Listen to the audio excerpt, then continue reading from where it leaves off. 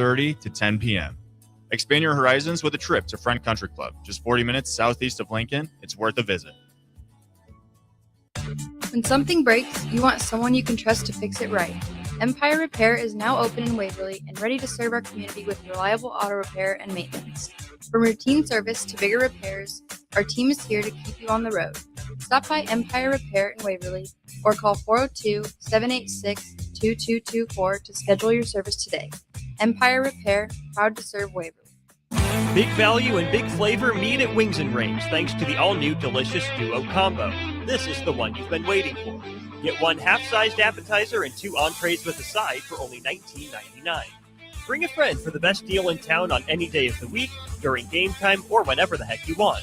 Their made-to-order wings and chicken sandwiches are waiting for you at their 68th and O and 40th and Old Cheney locations. Stop by Wings and Rings and celebrate every day with the best meal deal in town. Better up! The crack of the bat. Sizzling concessions. Yeah, that's the sound of summer at Haymarket Park. It's been that way for 25 seasons. And in this city, it's not a matter of if you'll catch a game, it's how many. Safe. That's because there's always something in play for Salt Dogs fans. From saluting our troops to Friday night fireworks, your local tradition plays on. Let's show summer how Lincoln celebrates 25 seasons. Get your tickets at saltdogs.com. Bauer Underground has been serving local contractors and utility contractors all across the state since 1997. When you see the black and white trucks, you know that the best workers in the business have arrived. Bauer is currently looking for equipment operators, laborers, diesel mechanics, and aerial linemen. Join the brotherhood built upon hard work, authentic people, and a pedigree of success. They're offering top-notch benefits, matching 401k, and a $600 per year clothing allowance. Bauer Underground, a family-friendly company with room for advancement. Big box stores are tempting for buying equipment for your high schooler in sports or for yourself in your sports leisures. But buying new is awfully expensive. Why not go somewhere with new and used options? Play It Again Sports has quality, slightly to gently used equipment, and 50% of their inventory is actually new equipment. It's more than baseball, softball, and golf. They also have equipment for disc golf, fitness, hockey, and more. Plus, they're always buying products. Bring your gear that you're done with and get trade money on the spot. Play It Again Sports at 48th and Vine. Live from the heart of Lincoln, America. Welcome to Ticket Weeknights on 93.7 The Ticket and theticketfm.com. Welcome in to the Ticket Weeknights here on a overcast Wednesday evening. That's kind of a joke between me and Rudy, Tristan, here on You and Weeknights. Rudy are always turning into the weatherman. It's a joke. We've always bring it up to begin the shows here as we always sit across from each other here, but not Rudy here. He'll be here later in the show. So we have a loaded evening here on the Ticket Weeknights. Nick Whyman holding it down the ones and twos, joined by Tristan Gomes. Long time no see. We have not sat across from each other in quite some time. Out and about this weekend, but you held down the fort as always on Saturdays. So you'll be with us for the next 3 hours. We'll have a lot to talk about. Huskers in this segment, Husker volleyball, Husker football, and everything else. You can be a part of the show as always. 402-464-5685, the Starter Heyman Jewelers text line. Also streaming Facebook, YouTube, Twitter, Allo Channel 961. As we're streaming only as the Kansas City Royals take on the Minnesota Twins once again in game 2 of 3 of that series. They won last night, Tristan. Ended a 4-game skid. However, still 20 games under 500, but Bobby Witt Jr. is back. Trade deadline's come and gone, and it is what it is. You've got to celebrate the little things in life. I mean, I think that's perfectly said. And for the Royals, you just got to be optimistic as much as you possibly can be. The season isn't how you wanted it to go. We've talked about this, is going into the season, you might not have had the highest expectations, but it still really hurts when these is kind of the results that you get. Yeah, it is what it is. You know, when you start slow and their ERA in the 9th inning, we've discussed this off air. It's not pretty.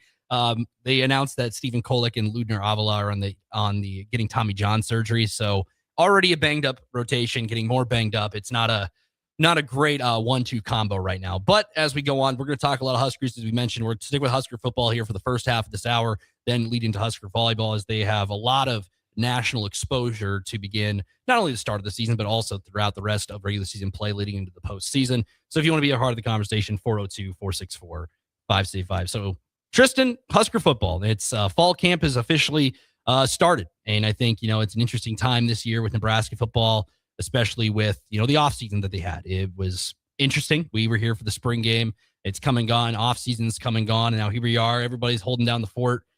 for another season for a 2026 campaign that's starting in just over 30 days when Nebraska will take on the Ohio Bobcats on September 5th and Labor Day weekend at Memorial Stadium. And we're going to look at just kind of dive into some players to watch and keep an eye on as the season is untold. We don't know the official depth chart until that's officially revealed, what that's going to look like. But we do know, who is on the roster and what positional groups to watch for. We've heard about it all day.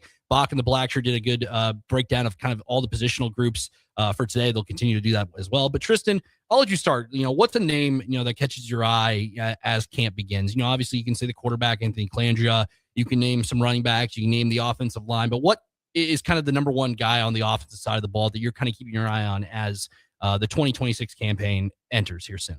I think after Big Ten Media Days, my guy has to be Luke Lindenmeyer. He is a guy that I think has just bled red his entire college football career. He showed up on campus, and you could tell that he's a guy that wants to win for the Huskers. And hearing him at Big Ten Media Days saying that's, Nebraska could be tight end you. They can do it all. They can block, they can catch, they can do everything that is needed. And so from him, I'm curious to see, with that being said, are we going to see more tight end play on the field? I feel like going into last season, we kind of had the same conversation is maybe we will get some more tight end play. And in Daniel Holgerson's offense in the past, there's been a lot of tight ends that have had a lot of success. And so I'm curious just how he fits into the mix this season and seeing if he can maybe get a few more receptions and seeing what he can do with the ball in his hands. It seems like the tight end talk has been something that has been lost from Nebraska for quite a while. And I'm curious if we're going to get that back, especially when you have a guy that not only can excel on the field with the ball in his hands, but also is an unbelievable leader. And so if the team can see him having success on the field, seeing all the work that he's put in is working, then you're going to say this is a guy that is going to lead us to victory, and you got to get the ball in his hands somehow to force that. 29 receptions on 312 yards a year ago, and that's you're looking for even a bigger step for a redshirt senior taking that role as a tight end. And I think with the dynamic, we don't know the identity of Nebraska's offense yet. We figured maybe we see a little bit in the spring, but here we are entering the 2026 season with some questions. And I think that's always interesting this time of year. But with the tight end, with the style of quarterback you've seen of Anthony Calandria, the way he can work off play action, use his legs to extend plays, for a guy like Luke Lindenmeyer, I think it's going to be an interesting what role he plays, whether that's in the red zone, trying to get first downs, establish, the run with off play action. I'm just very curious what that role is going to be. And then you also have guys like Luke Sorensen as a freshman. We'll get to some of the freshmen named as the hour goes on. Carter Nelson, he's going to be a junior now. I feel like just a couple of years ago, he was playing in a state basketball title with Ainsworth just a couple of years ago. But I think it's a very interesting room. And Luke Lindenmeyer, not only the role he's going to be playing on the field as tight end number one, but also being that leader. There's a reason he was selected to go down there for Big Ten Media Days and represent the University of Nebraska as a whole, especially the football program. Yeah, absolutely. And I'm not sure we're going to get like a Tyler Warren at Penn State out of him. I don't think he's going to be that number one guy, but I think it puts a lot of pressure on defenses when they aren't able to just focus in on the guys on the outside, Ja'Cory Barney and Isaiah Hunter. Those are going to be guys that defenses are going to have to slow down. And Ja'Cory Barney is another one of those guys that I have high expectations for this year and hope to get him a lot more in the mix than we did this past season. His freshman year, he had more yards than he did this past season, more touchdowns. And so I think finding a way to get your playmakers the ball is going to be extremely important. And for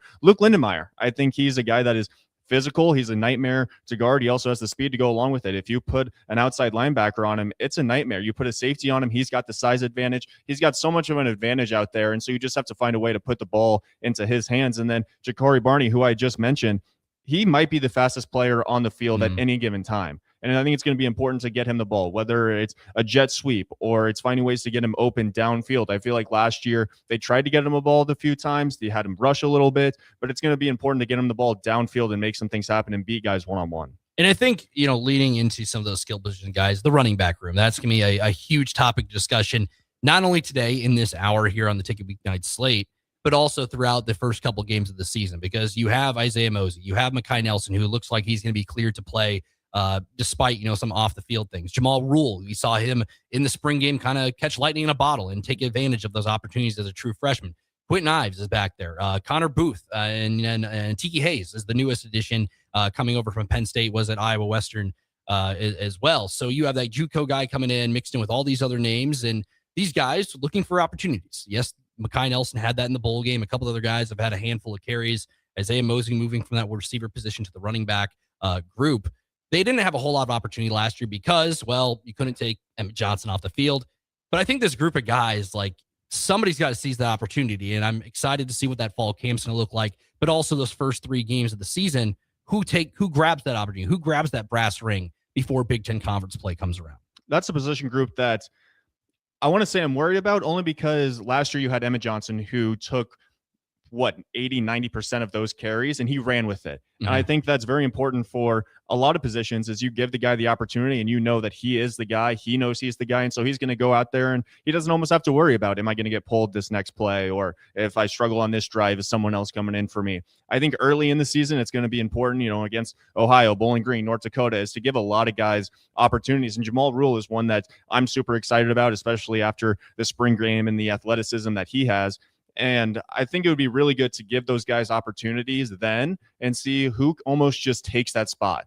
Because at times we've seen in the past where Nebraska has had, 2-3 running backs, and it just feels very inconsistent. It's tough for a quarterback too. You got to be, in sync with multiple running backs, and you got to get a feel for them and what, their pass catching ability is, whatever it may be. And so I think if one of these guys can go out there and just take that position and say, this is going to be mine, and we'll see those other guys flutter in a little bit. But early in the season, I want to see Mekhi Nelson go out there and say, this is my job. I wanted to fill those shoes of Emmett Johnson and be that RB1 and not even have to worry about an RB2. And I think that makes it easier for the running backs as well in all positions. So this is a room that I'm just super curious to see.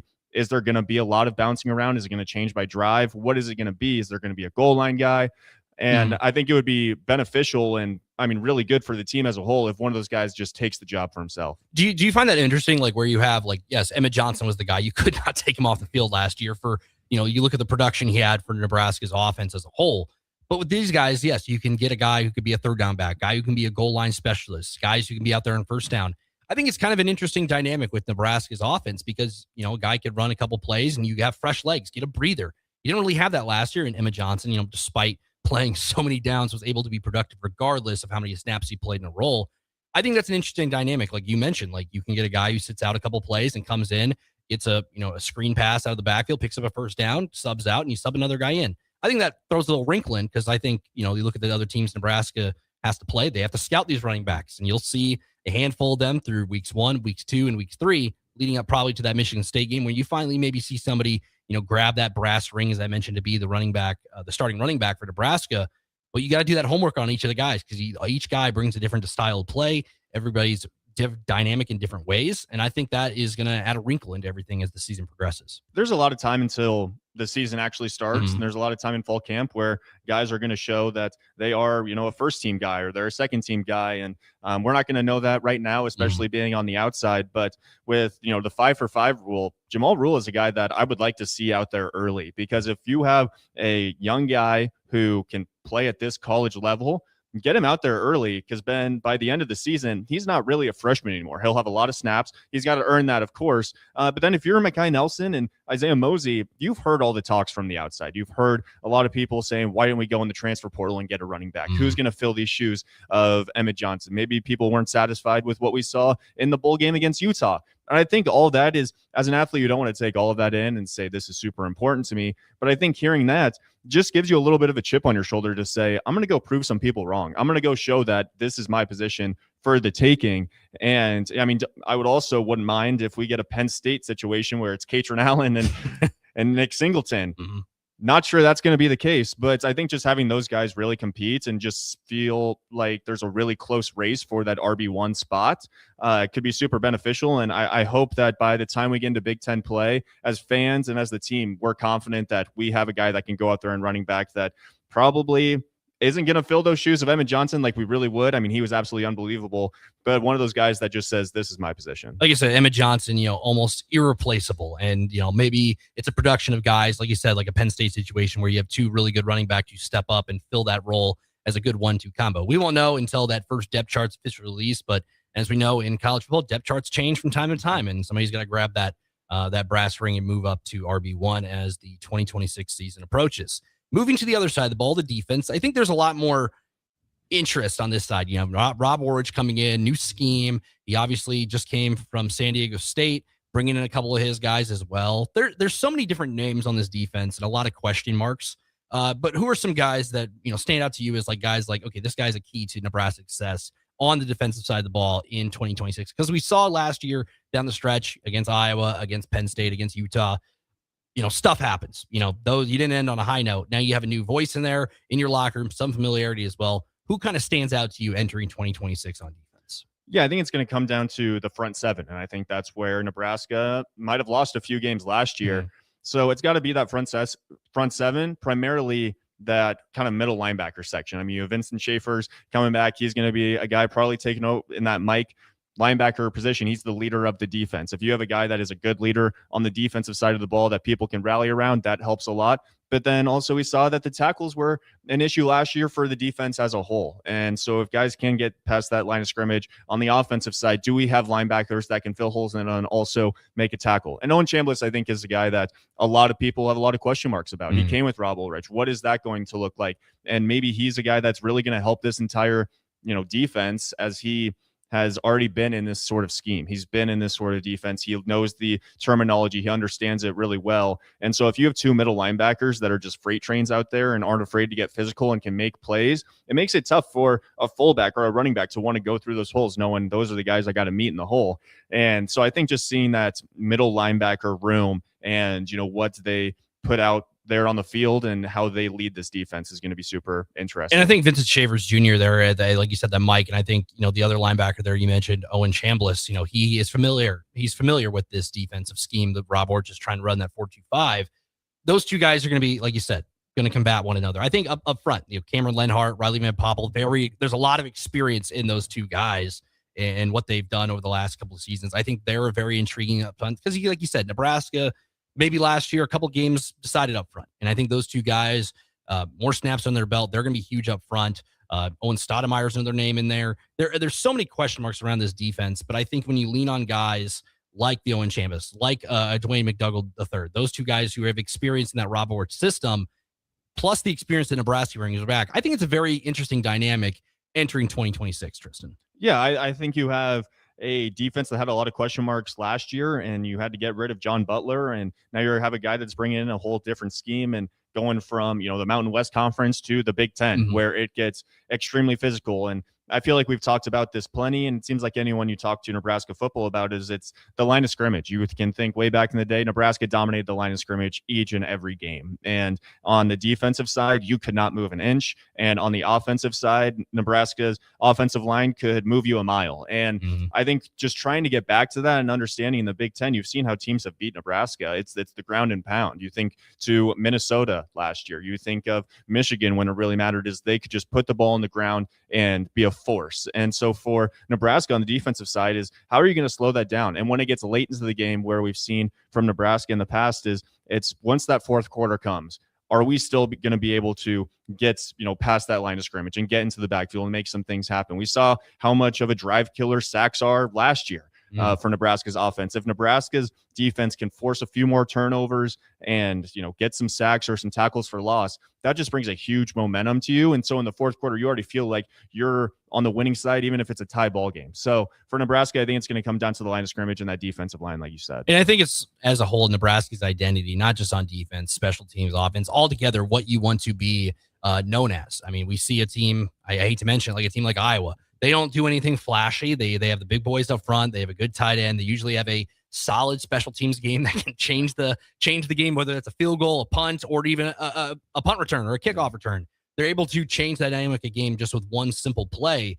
And do they, like I said, is it flashy? No, but you know what you're going to get. They're just going to out physical you from top to bottom. And then one play is going to make the change of the game, whether that's on defense, special teams, or on offense. And I think Nebraska, once you try to put it all together and figure everything out, whether it's going to be your offense, your defense, or your special teams, what's going to step up, Nebraska has lost games because one of those three fastest of the game has not been ready for that moment, to step up to that moment. We've seen it time and time again. Special teams, like we said, down the stretch of the season. Defense, like you said, probably some games lost up front in general. But I like this group as a whole that Nebraska has, just because you have that experience. You also have the transfers coming in who know the system. I think that's just an interesting dynamic for the defense because we don't know what it's going to look like. I mean, the first couple games, Ohio, Bowling Green, North Dakota, on paper, 3 wins, but like you never know. College football Saturdays are interesting, as we know, Tristan. But if you start 3-0 and then you head into that Big Ten play against Michigan State and Pat Fitzgerald's squad, we'll find out what this team's made of officially when you enter that Big Ten gauntlet, because we know they'll have a gauntlet on their schedule. which then leads us to freshmen to watch, because Nebraska, yes, they have some veteran players around, some experienced players who have played elsewhere, like Anthony Calandra, quarterback who's played at Virginia, UNLV. You also have the guys who have been here, like you said, like the Luke Lindemeyers, who waited their time, stepped up when needed and filling a role and taking on a bigger role as they progress. Who are some freshmen that stand out to you who could, may not start the first game of the year, may not break the number ones on the depth chart, but as the season progresses, injuries happen, people start to make plays, people start to earn playing time. Who are some freshmen that really catch your eye as 2026 progresses for Nebraska football? Yeah, I mean, I can't stop talking about Jamal Rule, especially after what we saw in the spring game and just the explosiveness that he has and the physicality too. A lot of times you'll see freshman running backs show up to college and you'll say, yeah, they're pretty small. They look like they just came out of high school. Jamal Rule doesn't look like that. He seems like he's got a solid stature and he can make some big plays. And that's, burst ability is something that we've seen a little bit out of Emmett Johnson, but it doesn't seem like we've had a running back that really just has that second wind like Amir Abdullah did, and that was a while ago. Yes. And so just finding a running back like that, and you saw Jamal Rule do it, and so possibly him getting into that mix. And then as we talked about that tight end room, Luke Sorensen is another guy that is a freshman tight end, and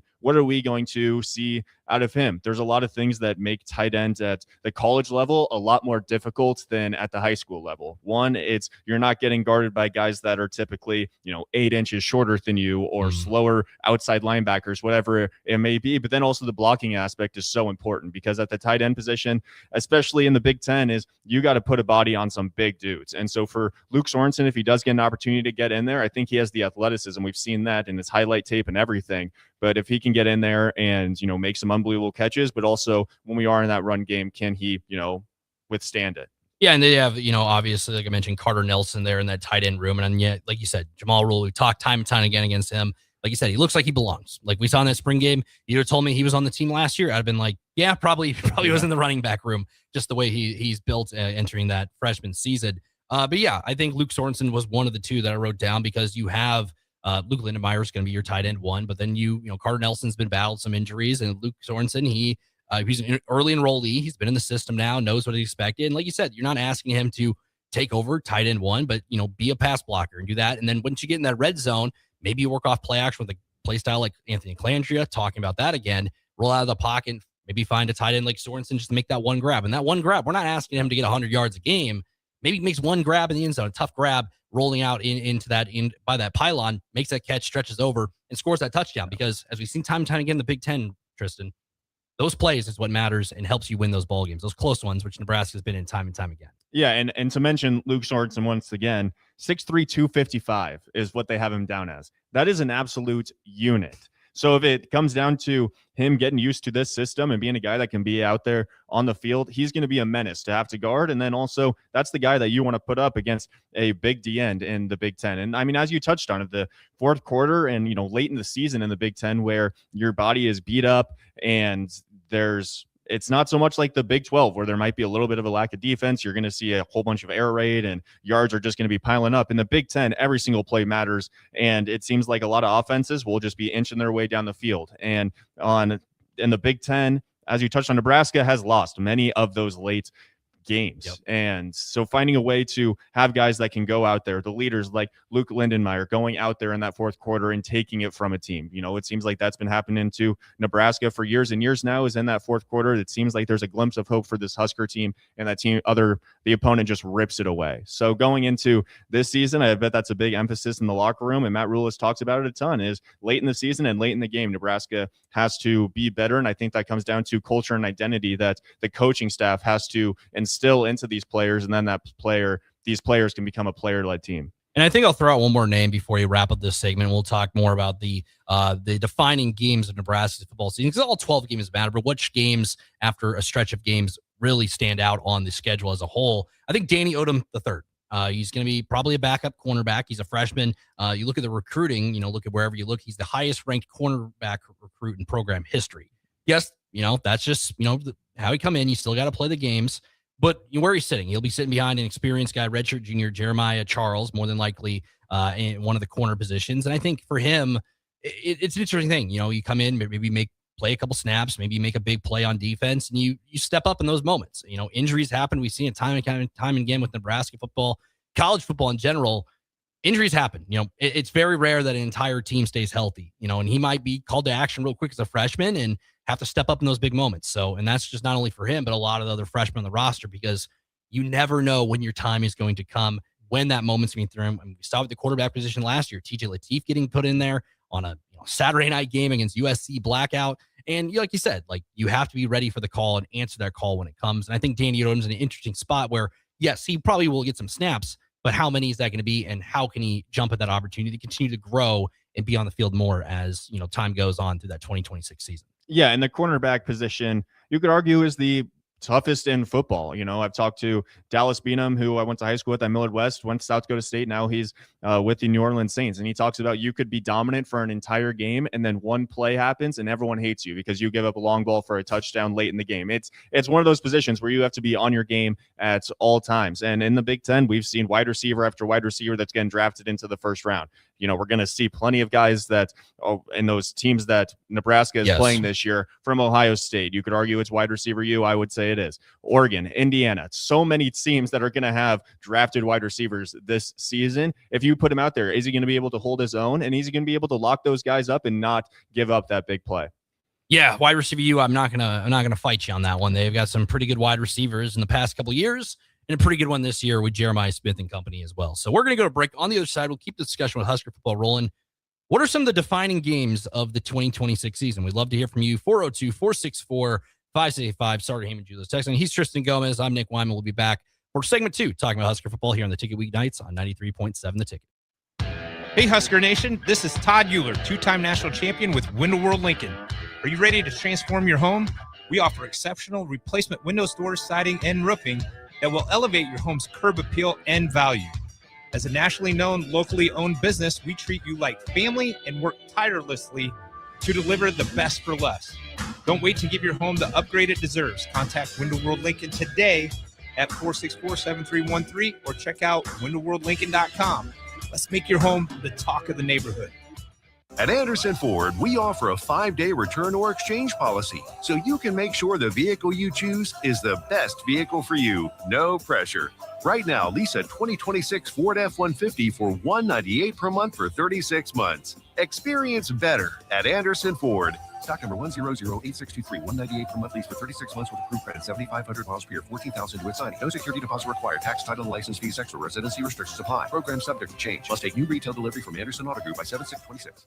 Rick Heyman here from Starter Heyman Jewelers. I want to personally thank our great customers for voting us once again the best of Lincoln. At the same time, we're celebrating our 120th year in business in the great state of Nebraska. You can count on Starter Heyman for the very best quality, value, and customer service. When it comes to your jewelry needs, visit us at South Point, Grand Island, and the Outlet in downtown Lincoln. Visit us today at starterheyman.com, and thank you for your continued trust after all these years.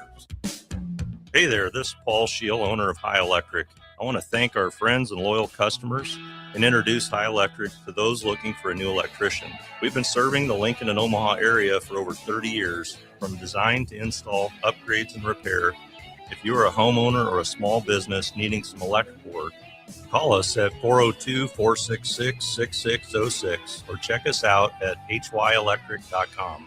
We look forward to hearing from you.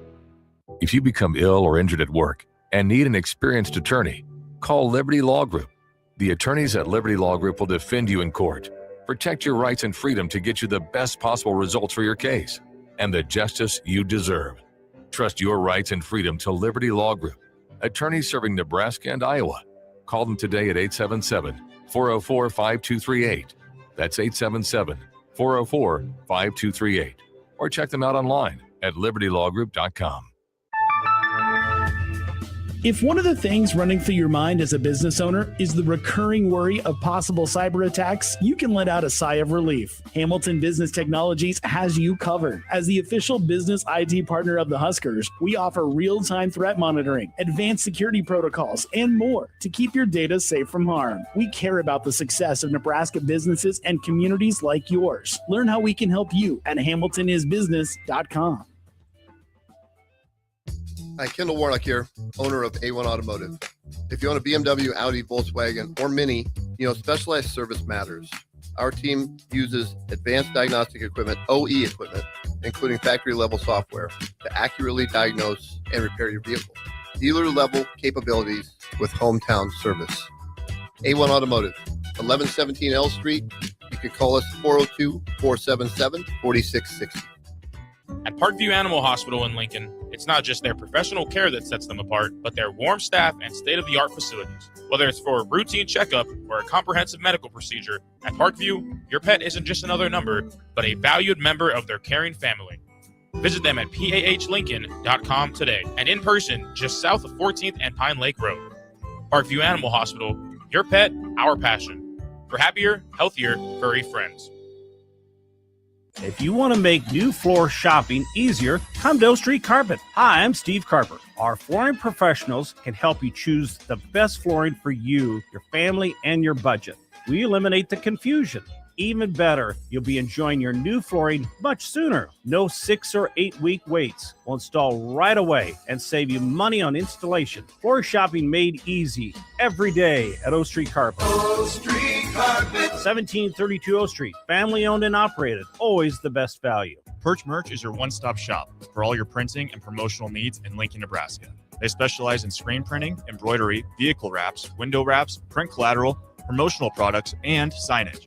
At Perch Merch, they're committed to delivering high-quality products and exceptional customer service. Their experienced team of designers and printing professionals will work with you every step of the way to ensure that your vision is realized. Call for a quote today at 402-217-5212 or go to perchmerch.com.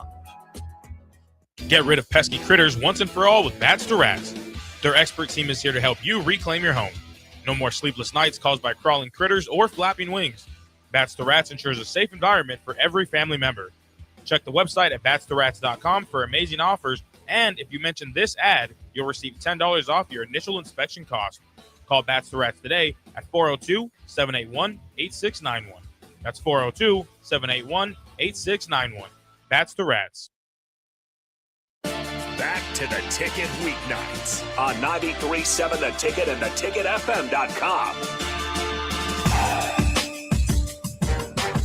Welcome back. Second segment here on Hour 1 of the Ticket Weeknights. Nick Whyman and Tristan Gomes holding it down here. 93.7 The Ticket, ticketfm.com. Just got done discussing some key players to keep an eye on as fall camp continues. Just started for the Husker football season. We're almost there. Just a little over 30 days, Tristan, but who's counting?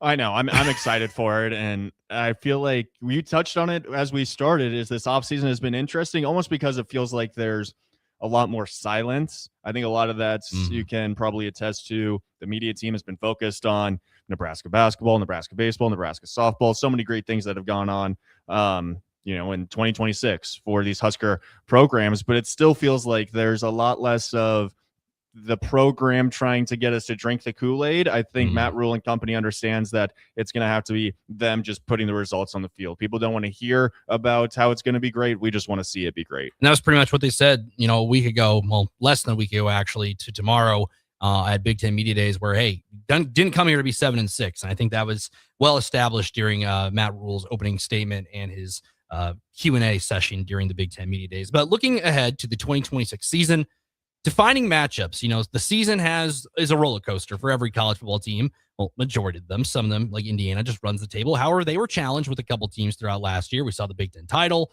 and you saw Oregon. You saw Penn State nearly knock them off last year when Mendoza made that throw that made Gus Johnson freak out, saying that was his Heisman-defining moment. Very interesting clip with that one. But it's a defining your season for college football. And Nebraska has some interesting waves of games. The first one I'll point to, kind of a defining game, which every game is defining. Everybody's 0-0 at this time. You can go 12-0, you can go 0-12, you can go 6-6, you can go 9-3. I don't know. That's just how you define wins in college football. But you look at the schedule. You play those 3 non-con games, as I mentioned, Ohio, Bowling Green, North Dakota. I think one of the interesting games is going to be at East Lansing against Michigan State, because that's Nebraska's, first conference game in the Big Ten in 2026. However, you're playing a team that's going to be very different from a year ago with Pat Fitzgerald there. And it's ironic because Pat Fitzgerald's return to the Big Ten is against Nebraska, and during his time coaching the Northwestern Wildcats, Tristan, he had some pretty entertaining games across the board. Northwestern, whether that's in Dublin, Ireland, down at Evanston, where Clayton Thorson leads a historic comeback, or Ron Kellogg III throws a touchdown to Jordan Western camp. So many chapters in that Pat Fitzgerald against Nebraska history over his time throughout, woven in the history of the Big Ten matchups between them. I think this is potentially another one because his teams are always about toughness. And Michigan State, yes, they're coming off of interesting times with Mel Tucker and Jonathan Smith trying to rebuild things with the Spartans.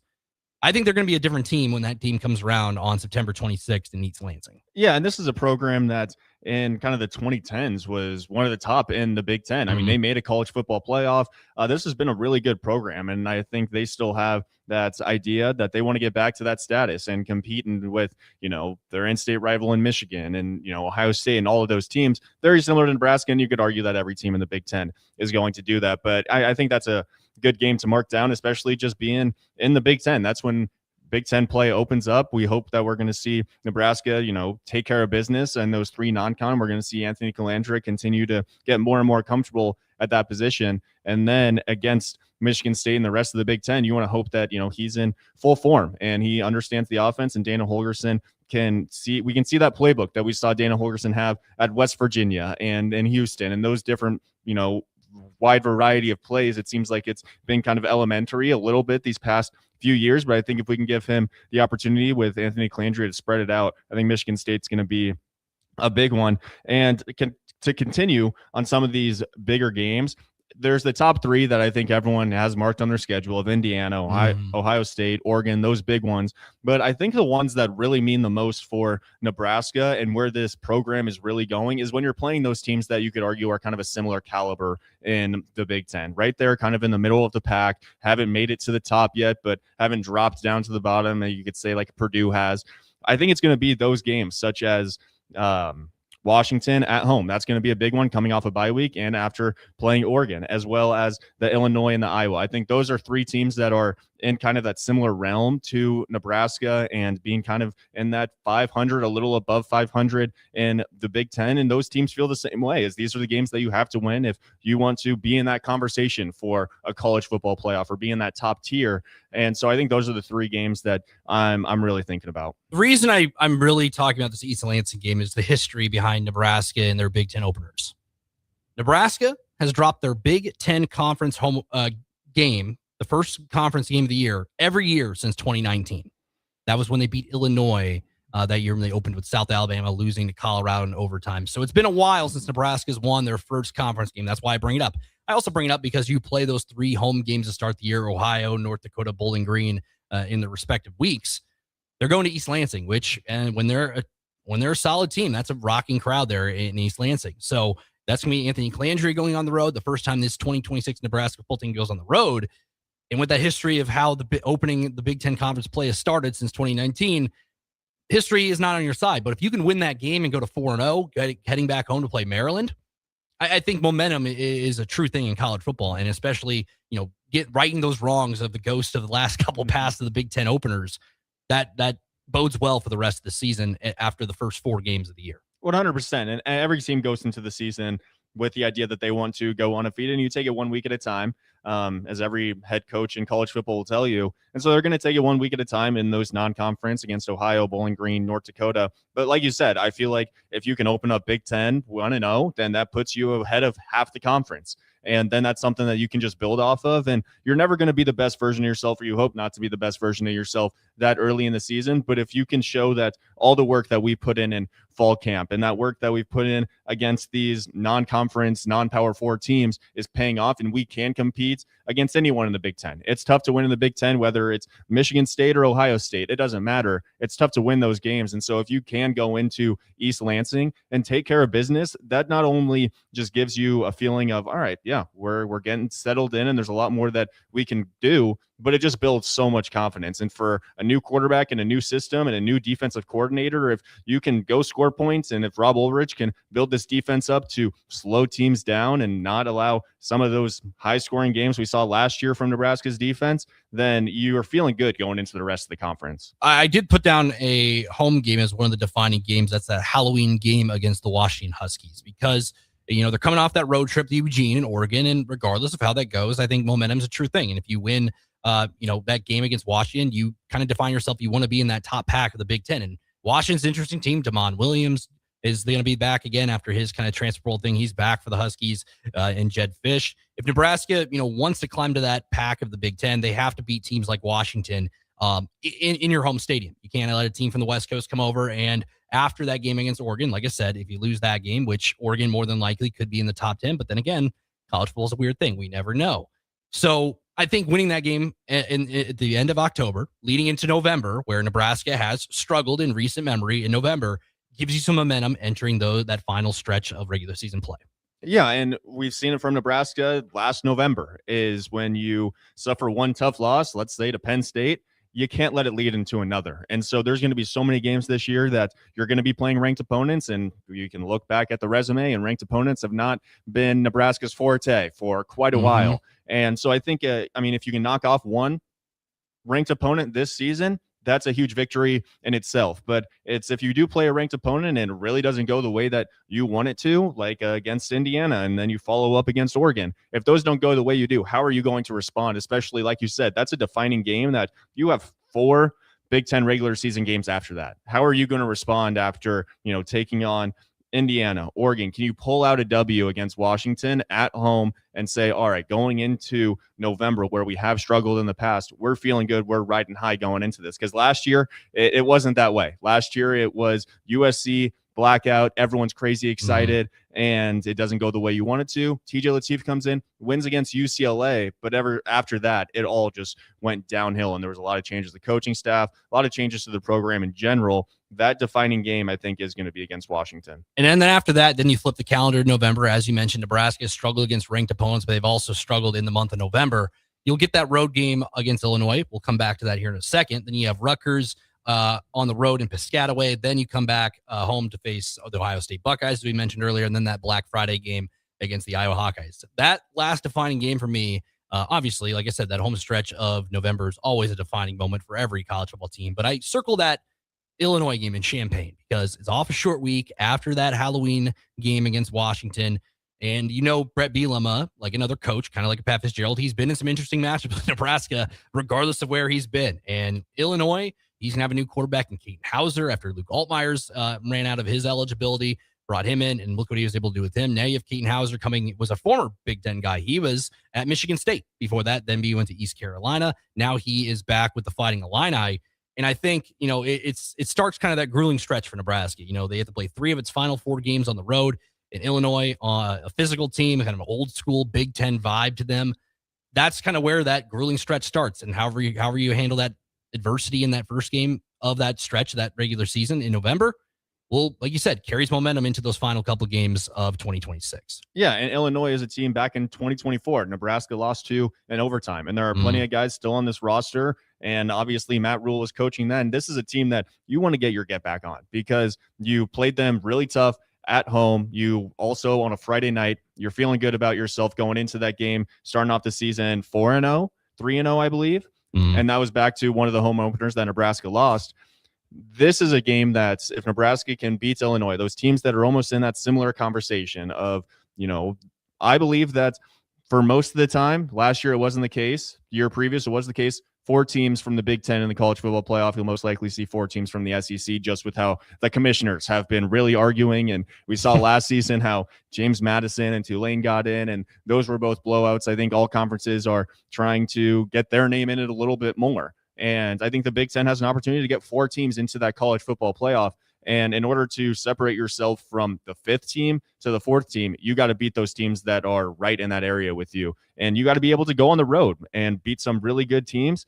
And I think that's going to be what we're going to see from Nebraska is, can they go on the road and beat Illinois on Friday night? And I went outside the box. Like I could have just said Ohio State, Indiana, Oregon, Iowa. Those are the defining games. But I went a little outside the box, kind of to dive into some of the history of, since 2019, they haven't won a Big Ten opener. I think a lot of people have that's kind of danced over them. And that's an opportunity to put that, that stat to bed. There's a lot of stats that Nebraska football don't want to hear anymore. They don't want to hear that one. You don't want to hear the top 20, how you're doing against top 25. And you have a chance to kind of right those wrongs as 2026 progresses. Well, we're going to stick with Husker talk. Husker volleyball. You had media days there. You had Jalen Reyes in here last night.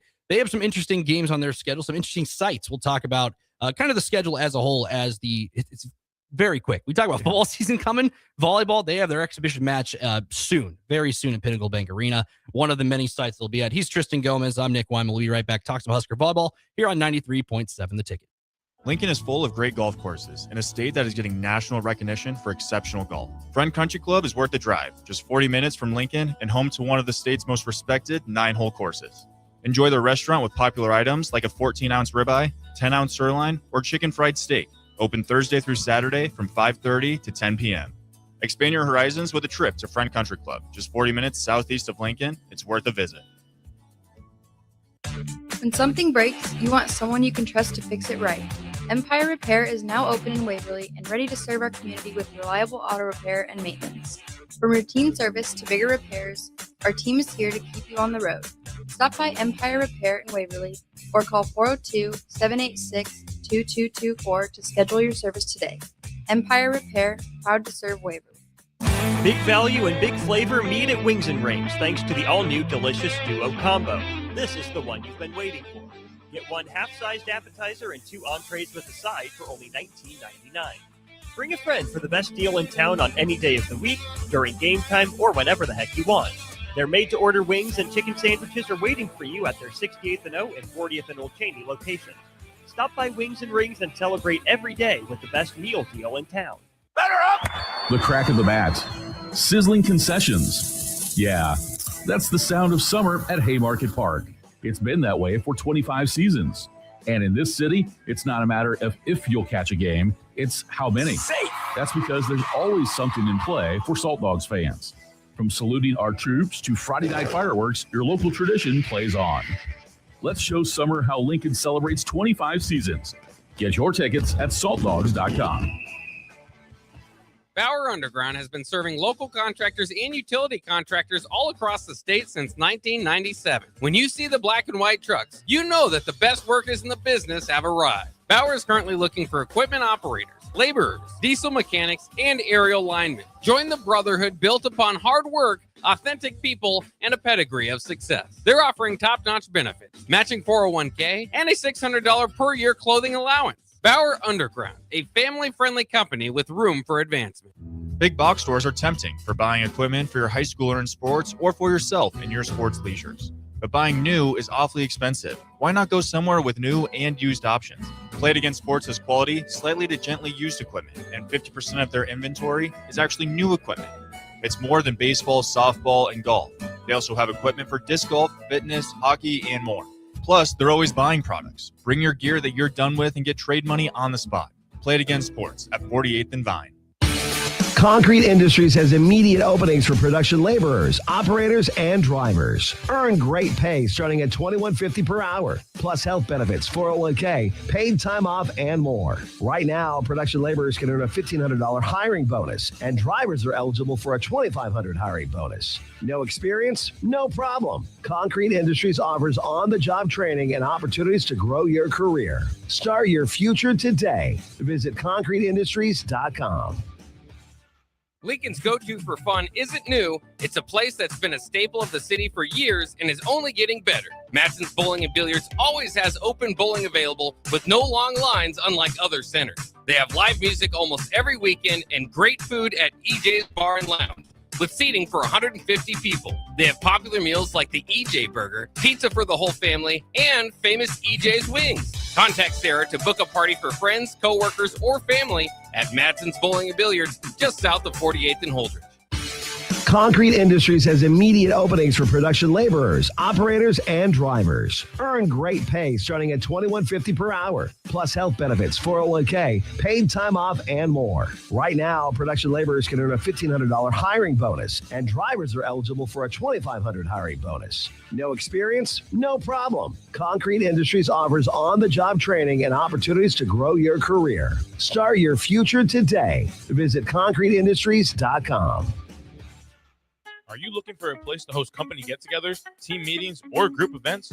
Back Nine Golf in South Lincoln is the perfect place to host your gathering, with private bays available to meet with clients while you swing the sticks and improve your game. Back Nine Golf offers traditional golf opportunities while also providing fun games and activities available for non-traditional golfers on their top-of-the-line full-swing simulators. Learn about their corporate memberships today and gather your favorite groups together at Back Nine Golf in South Lincoln, just off 14th and Pine Lake Road. Are you looking for an exciting new way to put your skills to work? Explore new career options in the fintech industry at Currency, a Sandhills global company. We offer full-time positions in financial sales, compliance, operations, and other fields. We also offer a 4.5-day work week, an attractive benefits package, and opportunities for advancement. Put your motivation to work and grow with us at Currency. Visit gocurrency.com/careers to learn more. Back to the Ticket Weeknights on 93.7 The Ticket and theticketfm.com. Welcome back here on the Ticket Weeknights, Hour 1 here alongside Tristan Gomes, long time no see. Talked a lot of Husker football, a lot of Husker action in this first hour. As I said, later on, we'll talk some Major League Baseball. A lot of storylines after the trade deadline are starting to come through. That is why we're going to make a call to our bullpen with Rudy Gres IV. He's hanging out right behind me as we speak right now, getting ready for him, getting prepped for a lot of Major League Baseball action as well. The Royals getting underway right now. Just got through the top of the first inning. 0-0 so far. So far, so good for the boys in blue. Won last night. Bobby Wood Jr.'s back. A little bit to look forward to. Like I said at the beginning of the show, Tristan, the little things. It's the little things. And the little things in life, Nebraska volleyball, they got some big things happening. Playing in some really cool sites. We've talked about time and time again. Spikes Under the Lights. They're playing in Vegas. They're playing in Jerry's World. They're playing in Pinnacle Bank Arena. Just so many different things. Wrigley Field. The list goes on and on and on. But I think a lot of people after media days, people are starting to really get ready for Husker volleyball. And it'll be here before you know it. Red-white scrimmage just in a couple of weeks. But I also look at the ways to watch Nebraska volleyball. 14 regular season games, matches are going to be broadcast on national networks. 10 of them on Big Ten Network, 3 on FS1, and 1 on Fox. And that's just so far the very preliminary schedule of everything. And I think that just shows not just the growth of volleyball as a whole, but just the popularity of volleyball right here with Nebraska, not just this year, but just over time, just how much just the sport of college volleyball has grown. Because not just these games are televised, but also ESPN, they release their schedule of matches they're going to have on Sunday afternoons throughout the fall. And I think that's just very exciting as a whole for the NCAA volleyball. Yeah, Nebraska volleyball has been a pioneer not only for the sport of volleyball, but women's sports as a whole. I mean, you're seeing how much they're going to be on television this year and how many people want to watch them. They don't just put it on TV just to put it on TV. They put it on TV because there's a large viewership. Mm-hmm. There's a whole bunch of fans and people, may not even be fans of Nebraska volleyball, that want to see these women out there and just excel and see how talented they really are. And it's so cool to just look at their schedule and seeing all that, the places that they're playing, because that wasn't a thing 3 years ago, 2 years ago. That wasn't a thing of volleyball having these huge crowds and being at these crazy places. We saw it at Memorial Stadium and you packed that house. And now you're going, like you said, to Jerry's World to take on Florida. That doesn't happen. There aren't other college teams that are paving the way to play in NFL arenas or NFL stadiums. Mm-hmm. It comes down to Nebraska volleyball just being the best of the best and always proving that, you think that we can just do it this way and we can just play at Memorial Stadium because we have the fan base here. No, we're doing it in Texas, and then we're going to go play at Wrigley Field. We're going to play outside against Missouri in a real game. Like, these are the things that I think are so cool that Nebraska volleyball has earned. And also look at this too, like the schedule they're playing. We talked about it on the Husker Dime Report time and time again on Saturdays when baseball and softball season was in full swing. The schedule, softball team, they played some tough teams every weekend. It felt like they were playing a ranked team, knocking off ranked teams. Texas was one of them. Well, you look at the schedule they're going to have. They're playing some pretty interesting teams. Florida, I think Penn State's on the other side of that one of the Spikes Under the Lights, the 4 teams going there. Texas, they haven't played them since the national title, just a few years removed from that one.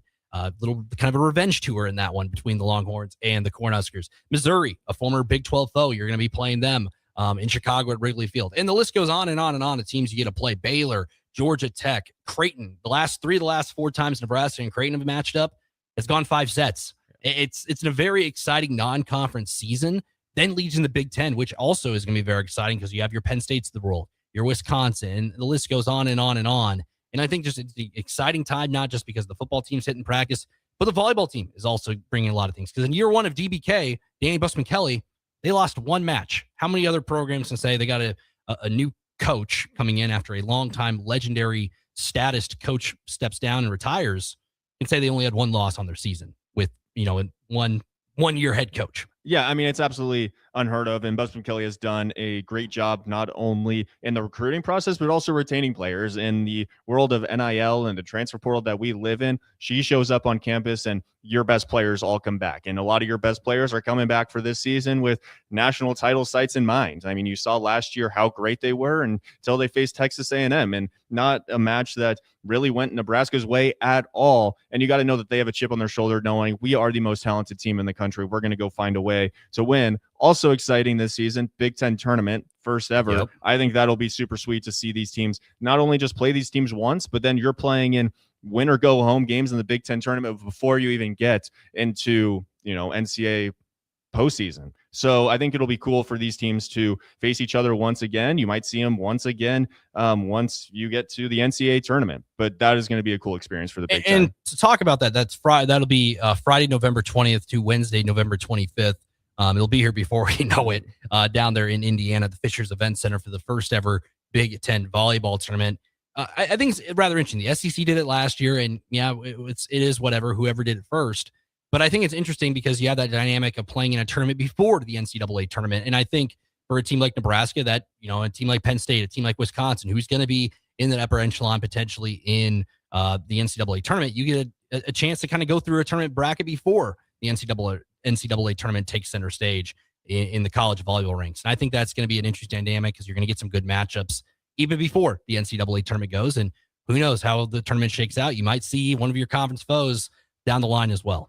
I mean, yeah, you could play a team 3 times in one season, which in volleyball is kind of unheard of. You don't get that very often, especially when you're coming from the Big Ten Conference where, like in football, it's tough to win, especially on the road. There are some crazy environments, and Nebraska has an opportunity to go and do what they did last year and hopefully end it with the national championship. And I think it's just an interesting season as a whole. You have so many familiar faces: Andy Jackson, Bergen Riley, Harper Murray, Laney Choboy. The list goes on and on and on. And I know you spoke about it before, but yes, there is a transfer portal in college volleyball. And for Nebraska to retain everybody, I think that just speaks volumes to everything that they're doing down there, from top to bottom, from head coach all the way to players, all the way to the staff there that Danny Busman Kelly, Jalen Reyes, and et cetera put together.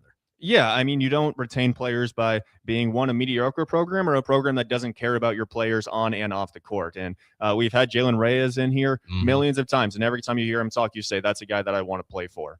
And he's done an exceptional job on the recruiting side, and then also just making sure that these players are happy and enjoying their time on the court. And Danny Busman Kelly, I mean, we touch on it all the time. What an extraordinary job. Filling in for John Cook is not an easy task. I mean, we've seen it in programs all over college athletics. Is a legendary head coach retires or leaves, and the follow-up is nowhere near as pretty. And Danny Busman Kelly has, with an unbelievable season last year, has just put on a trajectory to be even better this year. You think of Nick Saban leaving Alabama and Kalen DeBoer coming in, and that has not been what Alabama fans want. As Nebraska fans, we can be very happy with what she's done so far, filling in some big shoes. 10 days until the red-white scrimmage at Pinnacle Bank. It should be exciting. I don't know how many programs can say they're hosting their, inter-squad scrimmage in a basketball arena. So we'll talk more about that as the days progress.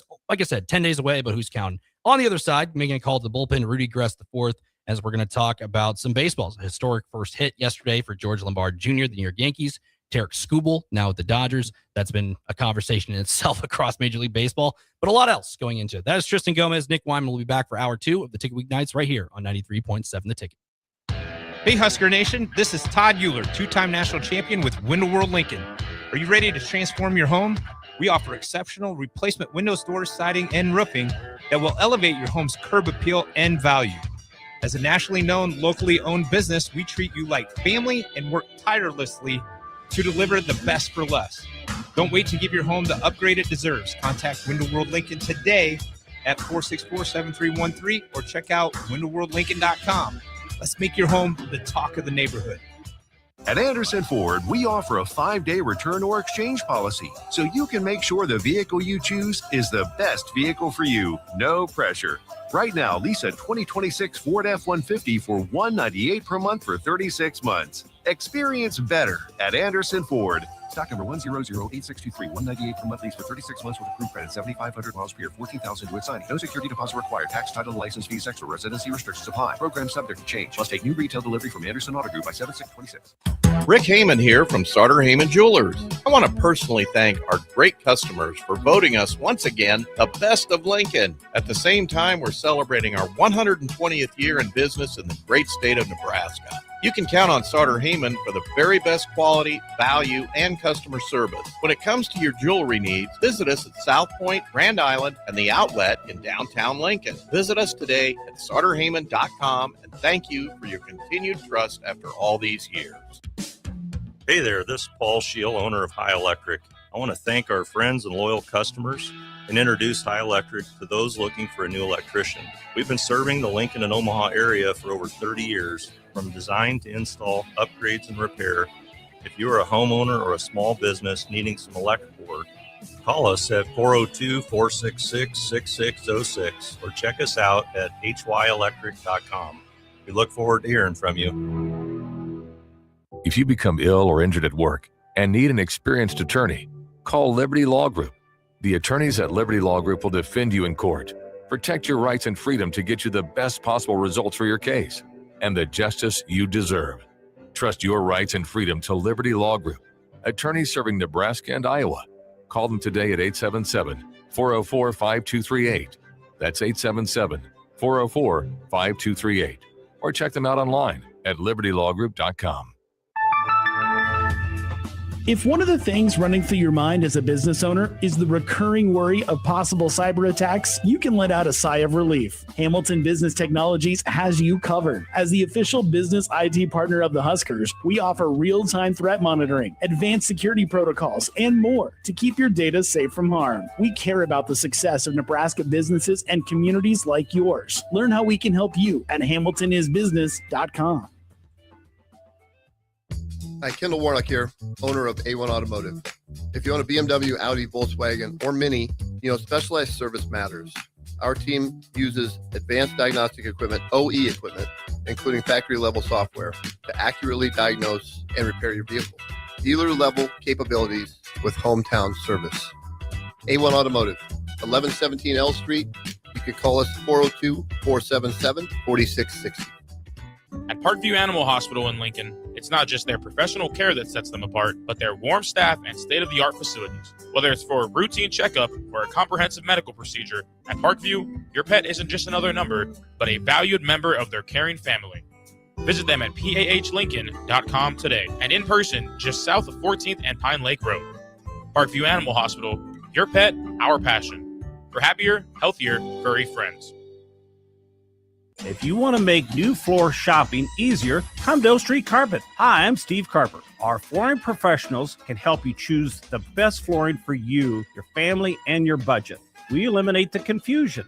Even better, you'll be enjoying your new flooring much sooner. No 6 or 8 week waits. We'll install right away and save you money on installation. Floor shopping made easy every day at O Street Carpet. O Street Carpet. 1732 O Street. Family owned and operated. Always the best value. Perch Merch is your one-stop shop for all your printing and promotional needs in Lincoln, Nebraska. They specialize in screen printing, embroidery, vehicle wraps, window wraps, print collateral, promotional products, and signage. At Perch Merch, they're committed to delivering high-quality products and exceptional customer service. Their experienced team of designers and printing professionals will work with you every step of the way to ensure that your vision is realized. Call for a quote today at 402-217-5212 or go to perchmerch.com. Get rid of pesky critters once and for all with Bats to Rats. Their expert team is here to help you reclaim your home. No more sleepless nights caused by crawling critters or flapping wings. Bats to Rats ensures a safe environment for every family member. Check the website at batstoRats.com for amazing offers, and if you mention this ad, you'll receive $10 off your initial inspection cost. Call Bats to Rats today at 402-781-8691. That's 402-781-8691. Bats to Rats. Live from the heart of Lincoln, America, welcome to Ticket Weeknights on 93.7 The Ticket and theticketfm.com. Welcome back. Hour 2 of the Ticket Weeknights slate, 93.7 The Ticket, ticketfm.com. That is not Tristan Gomes. That is Rudy Gres IV, familiar face. I would say fan of the program, but now you're part of the Ticket Weeknights slate. So welcome aboard. Welcome along as we sub out Tristan. Thanks for Tristan doing everything Husker football, Husker volleyball. It's an exciting time of year. A little over 30 days until Husker football is back. About 10 days till the red-white scrimmage at Pinnacle Bank Arena. So a lot of really cool things happening. But Rudy, I'll let you start this hour with the weather update. I did the first hour. What's the 7 o'clock weather forecast looking like here in Lincoln, Nebraska? Yeah, well, on my way back to the station here, because I had some things I had to take care of outside of the station. I was driving and just looking around. It felt like a nice, again, back-to-back days where it kind of feels like October's setting in, even though we're not the middle, at the start of August here. So it's a little gloomy outside. I got no problem with that, though. Those are usually the days where, for the first time in a couple days, I mean, yesterday I brought them anyways, but for the first time in a couple weeks, I came to the station today, didn't have my sunglasses with me, didn't think I needed them. It's showing true. It feels good outside. It's a good time like this. We got people downtown O Street riding the Lime scooters in the middle of the street here. It's a good time right now. Get outside if you can before it starts raining, because I'm sure it's going to. But the funniest thing when it comes to the weather here for me is you'll string a couple days where it feels good. You can be outside and maybe shorts and a sweater, and then hey, Saturday morning, it's supposed to feel like a 111. It's like, okay, now we're back in the middle of August. But yeah, I mean, I'm enjoying it. I'm a fan of any good weather. This constitutes as good weather for me. I know if you're on our social media pages, you saw the good deed that happened about 24 hours ago. The guy was pushing a lady in a scooter across the street through the pouring rain yesterday, and I mean, A for effort. They said, the form was a little rough, but you know what? It got the job done. I don't care what the form looked like. You did your thing. And I think, moving over to Major League Baseball, which we're going to talk about a lot in this hour, if you want to be a part of the conversation, 402-464-5685, Sartor Hamann Julius text line. As always, me and Rudy would love to hear from you, as we always do. Also streaming Facebook, YouTube, Twitter, Allo, Channel 961, as we have the Kansas City Royals game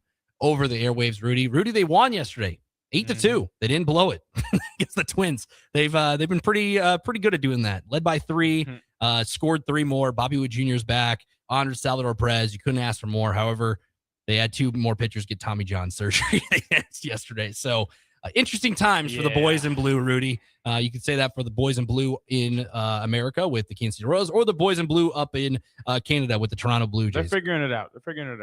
Three straight series wins. I think that's the most they've strung in a while since last year. So we'll take the win where we can get it. But yeah, not a good time here. Last year, around this time, I was a little more arrogant with my team, and That's fine. I'd be bragging in Austin Orman and Jake Sorensen's face at this point last year, saying, imagine being at the bottom of the standings, guys, because I just thought we were set for the next 10 years with Vlad signing.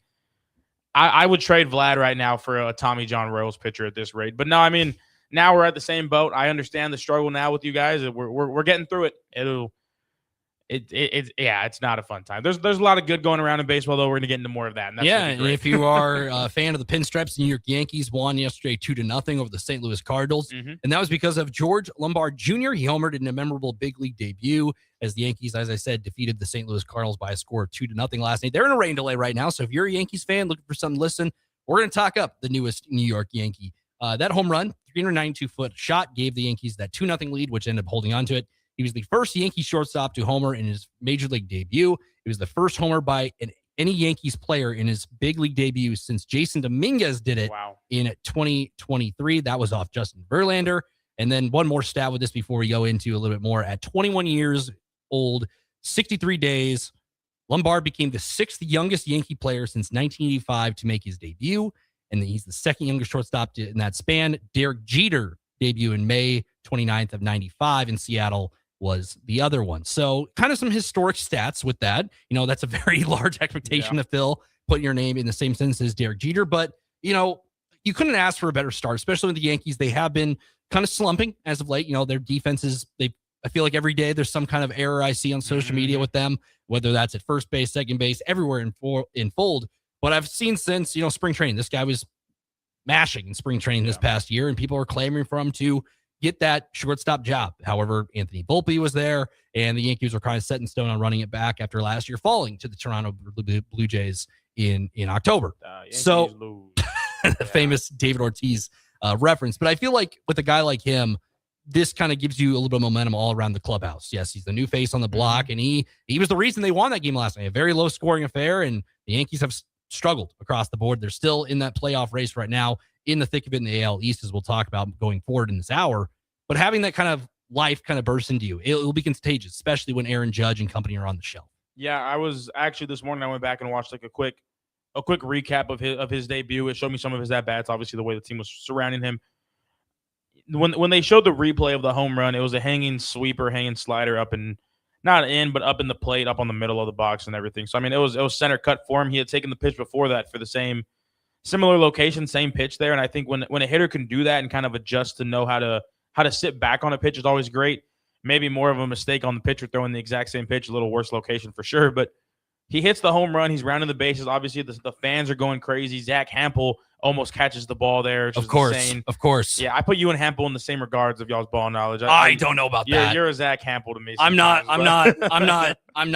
stealing foul balls from children. I'm not like that. But like, but yeah, no. But so he's rounding the bases, and they obviously pan to the dugout. Everybody during his first at bat, all of his at bats, they were top step of the dugout. Everybody was cheering for him. Obviously, it's your teammate, but they panned to Aaron Judge, again, another Yankee who hit a home run in his debut, I believe, or at least his first hit was a home run. Another Yankee that's lived up to the expectations, obviously, but to see him just have the joy for him was great. And earlier on in the game, I can't think of the exact thing, he turns a double play in the 6 hole, backhanded, throwing across his body as he's moving to third base. They turn a double play, him and Jazz Chisholm. And the announcer said it, that's a double play, I think, or he says that's a play that hasn't been made at Yankee Stadium in months. And I think that's obviously an allude right there to Anthony Volpe.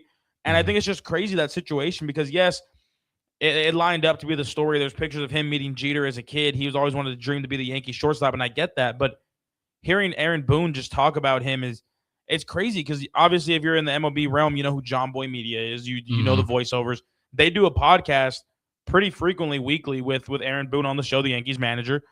And even yesterday, before the debut, they're talking to him like, yeah, like what went into making the decision to call up Lombard, what went into sending Anthony Volpe down, what's it going to look like while he's down there. And he says, yeah, we're going to try to get him, obviously, reps at shortstop. We might see what he looks like at second base, whatever. And then his final statement, which he's been saying all year about Volpe, is he's playing a fine shortstop for us, though. And I don't know where that's coming from. The errors he makes aren't just, they're errors, because Tatis had an error problem at shortstop. Ellie De La Cruz has these errors, but the routine plays are being made. The routine plays for Anthony Volpe aren't being made. I mean, you think about the pop fly he dropped up just a couple weeks ago now to extend the lead for a team that they were playing, and then they ended up coming around to win. It's just, I don't know what the mentality is in New York, and I don't know if him defending Volpe even at this point is a horrible thing, because that's your player at the end of the day. But you have to fully be bought in on Lombard being your guy right now, and I hope that's the case, because that whole debut, the whole story that went into it, his younger brother was making his single A debut last night. Have that written down here. Yeah, he hits a home run in his debut last night in the first inning, I believe, or early on in his first at bat. In the later innings, 5th inning, I believe what it was, Lombard hits his home run. The parents are crying. Like, it's a great story. I think that's what baseball just makes it so fun. But I loved it. I loved seeing it. As a Blue Jays AL East fan here, I always rival the Yankees. I'm never a fan of them. But again, there's just some stories in baseball that are bigger than my rivalry, and I think it was great to see. And I think the Yankees kind of have more success than Nebraska football. But in the same sense of, yes, I rivaled these guys growing up. The game's better when these guys are good, and I think it's fun to see the Yankees have a prospect that's actually panning out now. Because Jason Dominguez, same light. He was someone that we heard years and years about. He's going to be the next big thing, the next big thing. He gets sent down with Anthony Volpe too. Like, the Yankees need some good after the way this year's been going. After they lost the World Series, they needed some light in there, and I think this hopefully seems to be the case. But again, we're early on. It's been one game, and we'll see what happens. And they've also had, like, they start out so hot every year, and then they hit the summer months, and the dog days of summer kind of catch up to them. And right now they're 4 games back. Tampa Bay, we're acting like they have a terrible season. They're 64-50. I think without Judge, too. Without Aaron Judge, which who knows when he's coming back and everything in between. Some quick stats on that. So it was the 2nd inning when he made that defensive play. That's even before he hits that home run. And I think that's welcome to the show. Yep. Sometimes the bright lights gets you. We've seen that in New York time and time again. You're under a microscope, especially with the New York Yankees, the long franchise history of in pinstripes. There's a lot of history when guys come up. We've seen that with Jeter, the Rodriguez's, even before then, all the history behind them. And this guy steps into a shortstop position, which, the benchmark's probably Derek Jeter. There's been some really great shortstops in Yankee history. But it's him. And you make that kind of play there. Looking down those notes, you said, he's the 14th player in Yankees history to hit a home run in his major league debut. Like I said, third youngest player to ever hit a home run in his major league debut, Jason Dominguez, John Ellis, the other two. That family coincidence. Here is the full story with that. Okay. So in the debut, it was a milestone for the Lombard family. An hour prior to George Jr.'s home run in the Bronx, younger brother Jacob Lombard, he's in the Miami Marlins organization. He was a 2026 first-round pick. Yep. He also hit a home run in his second career plate appearance during his professional debut in Single-A Jupiter in Florida, which is near where the Yankees take spring training. Yeah. So really interesting conversation with that. And then his dad, former big leaguer, and he current Detroit Tigers bench coach George Lombard Sr., he was able to watch that moment. And I think that's just a really cool moment for not just, the Yankees and the Lombard family, but I think for Major League Baseball as a whole. And looking at the Yankee side of things, yes, the season's been, interesting from top to bottom. You're still in the thick of a playoff race. I think having a guy like this on your roster, like I said, that was just game one of his MLB career. He could have gone 0 for 5 with 4 strikeouts. And I still think people would be really excited for what the season brings, especially with that postseason chase coming up here with George Lombard Jr. on the roster. Because I think, momentum is a real thing. And I think you got to have him in that lineup every day, especially that shortstop position, because it looked like he belonged out there yesterday. Yeah. And that was something, too, of note that obviously, especially, anytime you make your debut, I'm sure the nerves are high. I'm sure it's amazing. I'm sure anytime you play at the Yankee Stadium or even just for the Yankees in general, I'm sure it's nerve-wracking. I'm sure, again, a bunch of emotions are going through your head. But you're the number one prospect. I believe you're the 13th prospect in all of the MLB systems. You're a guy who you're not just here to kind of fill in the spot while Volpe's option and then we'll see what happens. You're the next guy up. You are now what Volpe was supposed to be. You're supposed to be the next guy up. There's a lot of pressure on you, again, at a prime position for a team like the Yankees where you associate everything that happens at that spot, at that 6th spot, with the captain himself, Derek Jeter. And then, of course, the roll call in right field. Like there's so much that goes into your debut, but you're debuting for the Yankees, packed crowd at home, a team that kind of needs that spark to get them going on a hot streak here. Like there's a lot going with it, and to live up to the moment, I think is amazing. Whether he goes on to have an amazing career, whether he's getting option this time next year, it is what it is. But to have that type of debut, had the impact with it, this is going to be a guy that's so easy to root for the Yankees moving forward, and I love that. And I think even afterwards, they're interviewing him on the field, and they ask, like, take us through some of the moments. He's like, yeah, like the home run was huge. He's like, but right after he says that, he's like, it was big because we obviously needed that run to win. And then a lot of what he was saying, like he wasn't downplaying the moment because it's amazing, but like he was kind of just keeping it real that, yes, this moment's awesome. And then at the very end, he's like, I'm just glad we got the win, though. And I think that's a mindset that it's so easy to and it would be expected. It wouldn't be a bad thing if he's like, yeah, like this has been one of the best days ever. Like, oh, playing in front of these fans is amazing. He could say all that, and that'd be great. But I like the mindset he has of just, we won the game. That's really all that matters to me right now. And I think that's the type of mindset that's going to take guys further in the league here. And I think to have the day he did, to have the mature response he did, to have the emotions kind of in tune even on day one, I enjoyed it for him. I think he's going to be a smart hitter. I like watching his at-bats. Even his first ground ball that he hits at the beginning of the game, a chopper to third base, he almost beats it out at first base. Like, this is a guy that's really going to give you his all. And I think, correct me if I'm wrong here, I think just over the years of playing baseball, you can always learn a lot about guys from their good at-bats for sure. But what I take away from most of the hitters I'm seeing is how they respond from not the bad at-bats, but a chopper in your first at-bat. Okay, now what? And now he goes out on defense, makes an elite play. He turns his own double play, a solo unassisted double play there, goes and hits a home run. Like, not that I thought the first at-bat was going to go and ruin the entire day for him, but I like when guys can bounce back. I like when you can adjust, learn how to sit back on a pitch, because I think he actually grounded out on a similar pitch to what he homered on. And it's like that. You make the adjustment, and those are what puts you in the number one Yankee prospect position for a reason. I like it. I think we're way too early to say he's going to pan out, but I like his skill set when it comes to it. He's got the speed, he's got the glove, he's got the poise to do it, and I think doing it for the Yankees, you need all of that in tune with you. We don't have the extra, he always dreamed about being a Yankee growing up. He dreamed about being in the MLB, and whatever it took to get there, he got there. And again, you mentioned his dad is a coach in the Tiger system up there on the MLB roster, and I think it was cool to hear him say it too, that his first thanks of the day was to the Tigers for allowing him to be there, allowing him to do all that, because they were actually they bought tickets to go see the younger brother in their debut, and then the mom said, obviously, we're going to see his MLB debut when it gets there, but they had to be on there in New York, and it made sense. And just seeing the emotion from both of the parents. His dad was trying to keep it together during the on-field interview, and he obviously didn't work. He's crying. So, I mean, great moment all around. And again, you get the win. That is ultimately what is going to matter for the Yankees. But for the story here, no matter what would have happened in that game, it was an amazing night. And He did not homer in his first at bat. He grounded out to begin, and comes back, hits a home run, which he's the 14th Yankee to hit a home run in his major league debut with the pinstripes on. Here's the history I have. There are 6 players in Yankee franchise history who have hit a home run in their first career MLB at bat. And there's interesting ones. I'll give you the years. There was 1966, 2002, 2004, 2 times in 2016, and then 1 in 2023. Do you know any of them? I'm going to try to guess 2016, 2023. So it was 2023. Would it have been Jason Dominguez? It was. Okay. That was one of the 6 who have homered in their first at bat. Remind you, George Lombard Jr. is not a part of this list. Nope. But he's on the 14 guys who have homered in their major league debut. This is even a rare sight. Is this a Yankee debut or Yankee rookie debut too? You're like for 2016. Are they both rookies? No, they're not all rookies. They're all like your first Yankee at bat, first career MLB at bat. You're okay. So you're all rookies. Okay. Your first career at bat in Major League Baseball. Okay. Not your first at bat as a Yankee. Your first in Major League Baseball as a Yankee. 2016, Aaron Judge. He's one of them. So the other one's not a Yankee on this, right? The 2016, or are they both Yankees? They're all Yankees. Okay. All these guys. You were throwing me off with that. Okay. So 2016 would have been a rookie. Would that have been? Can you give me a position here? He played a little first base from time to time. First base, 2016 Yankees. He's not on the roster anymore. I would assume so. Did he ever play second base?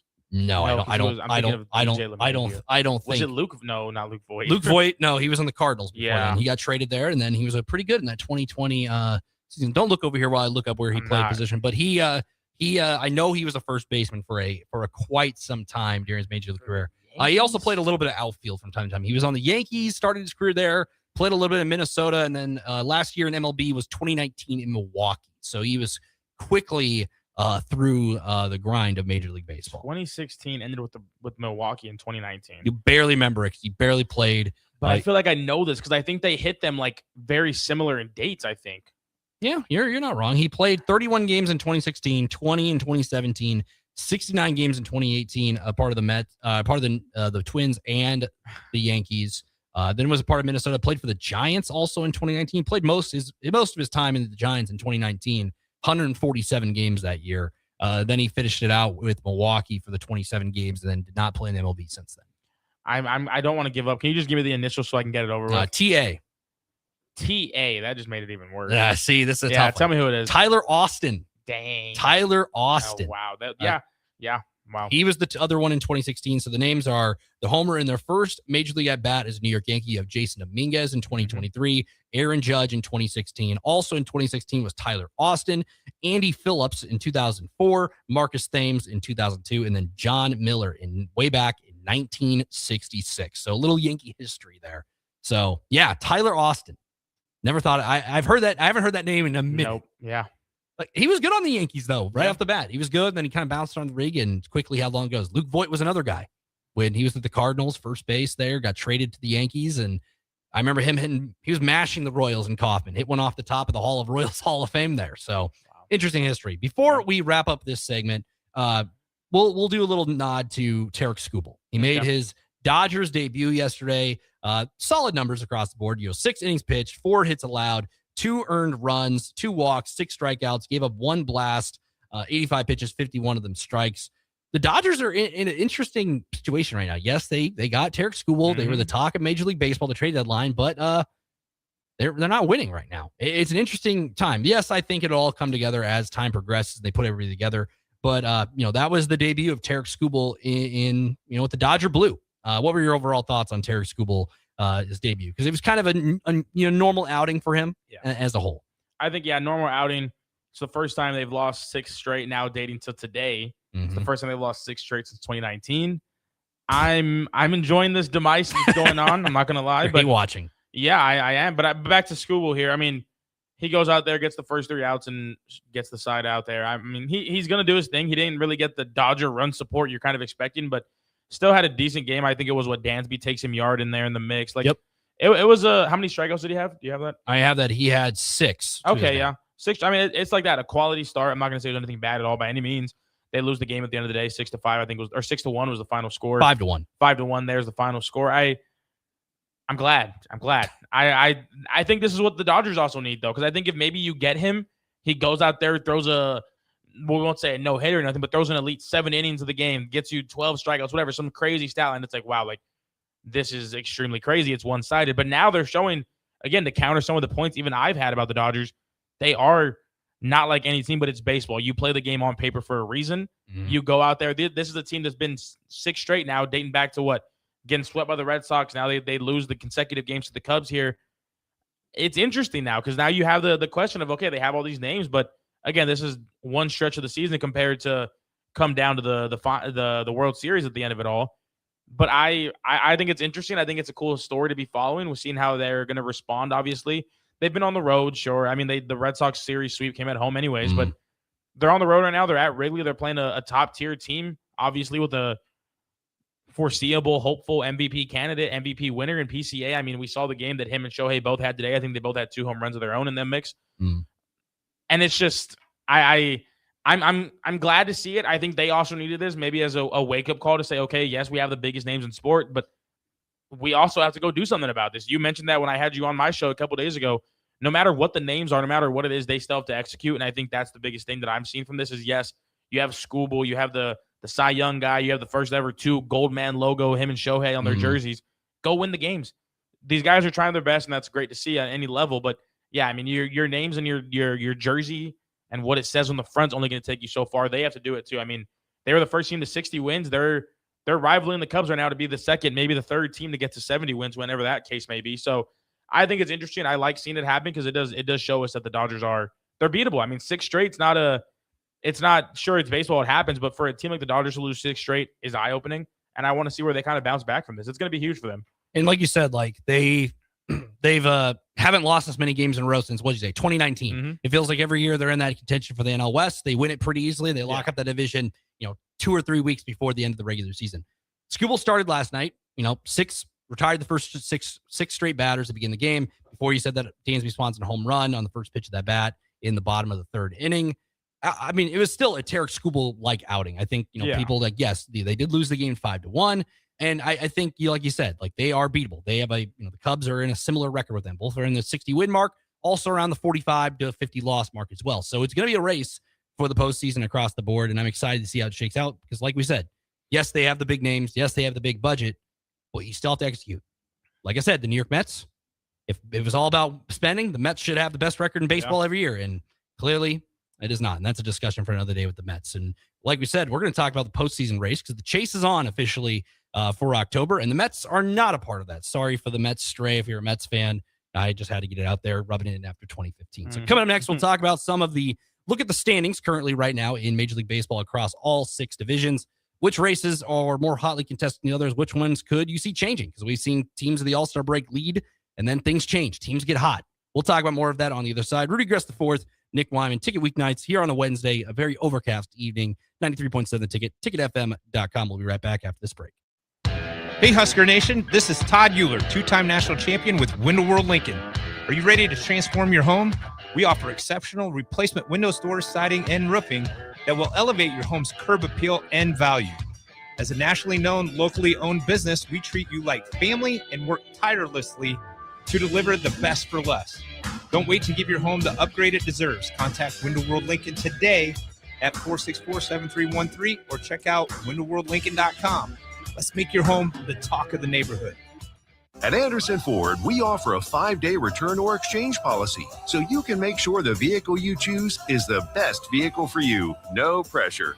Right now, lease a 2026 Ford F-150 for $198 per month for 36 months. Experience better at Anderson Ford. Stock number 1008623, $198 per month lease for 36 months with approved credit, 7,500 miles per year, 14,000 to its signing. No security deposit required. Tax, title, and license fees extra. Residency restrictions apply. Program subject to change. Must take new retail delivery from Anderson Auto Group by 7/6/26. Rick Heyman here from Sauter Heyman Jewelers. I want to personally thank our great customers for voting us once again the best of Lincoln. At the same time, we're celebrating our 120th year in business in the great state of Nebraska. You can count on Sauter Heyman for the very best quality, value, and customer service. When it comes to your jewelry needs, visit us at South Point, Grand Island, and the Outlet in downtown Lincoln. Visit us today at sauterheyman.com, and thank you for your continued trust after all these years.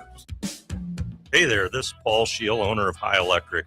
I want to thank our friends and loyal customers and introduced High Electric to those looking for a new electrician. We've been serving the Lincoln and Omaha area for over 30 years, from design to install, upgrades, and repair. If you are a homeowner or a small business needing some electrical work, call us at 402-466-6606 or check us out at hyelectric.com.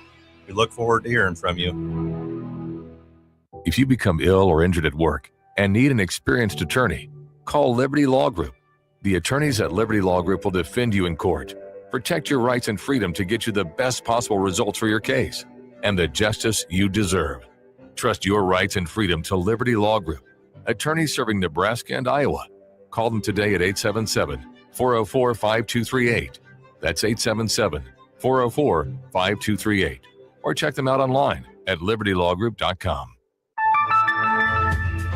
If one of the things running through your mind as a business owner is the recurring worry of possible cyber attacks, you can let out a sigh of relief. Hamilton Business Technologies has you covered. As the official business IT partner of the Huskers, we offer real-time threat monitoring, advanced security protocols, and more to keep your data safe from harm. We care about the success of Nebraska businesses and communities like yours. Learn how we can help you at hamiltonisbusiness.com.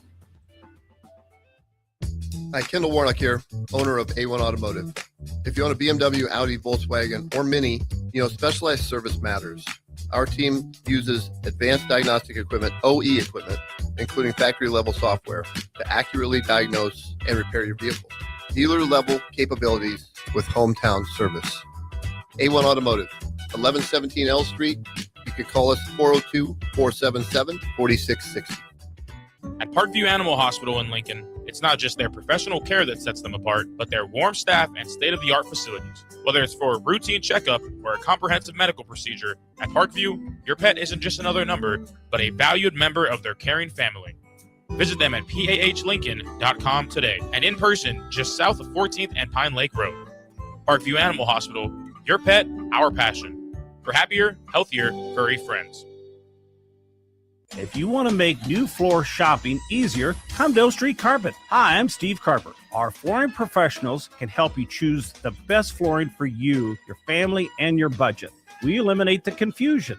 Even better, you'll be enjoying your new flooring much sooner. No 6 or 8 week waits. We'll install right away and save you money on installation. Floor shopping made easy every day at O Street Carpet. O Street Carpet. 1732 O Street. Family owned and operated. Always the best value. Perch Merch is your one-stop shop for all your printing and promotional needs in Lincoln, Nebraska. They specialize in screen printing, embroidery, vehicle wraps, window wraps, print collateral, promotional products, and signage. At Perch Merch, they're committed to delivering high-quality products and exceptional customer service. Their experienced team of designers and printing professionals will work with you every step of the way to ensure that your vision is realized. Call for a quote today at 402-217-5212 or go to perchmerch.com. Get rid of pesky critters once and for all with Bats to Rats. Their expert team is here to help you reclaim your home. No more sleepless nights caused by crawling critters or flapping wings. Bats to Rats ensures a safe environment for every family member.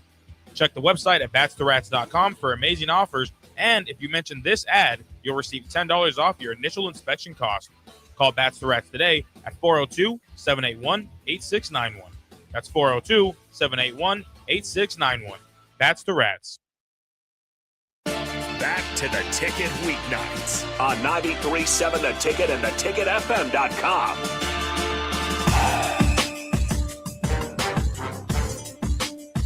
Welcome back here past the 7:30 time, 93.7 Ticket, ticketfm.com. Talking some Major League Baseball. George Lombard Jr., Tarek Skubal.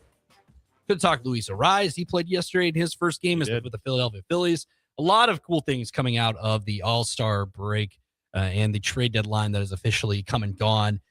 Both our teams sitting in the cellar pretty much of each division, so you got to pay attention to the rest of the league as the postseason chase approaches. So, Rudy, we're on that chase here. The chase is on across Major League Baseball because what is happening this month, also in September, really matter in the standings. Because you look at the standings right now, there are some interesting divisions, especially in I think the AL especially, because each team, first and second, are set by 4 or less games.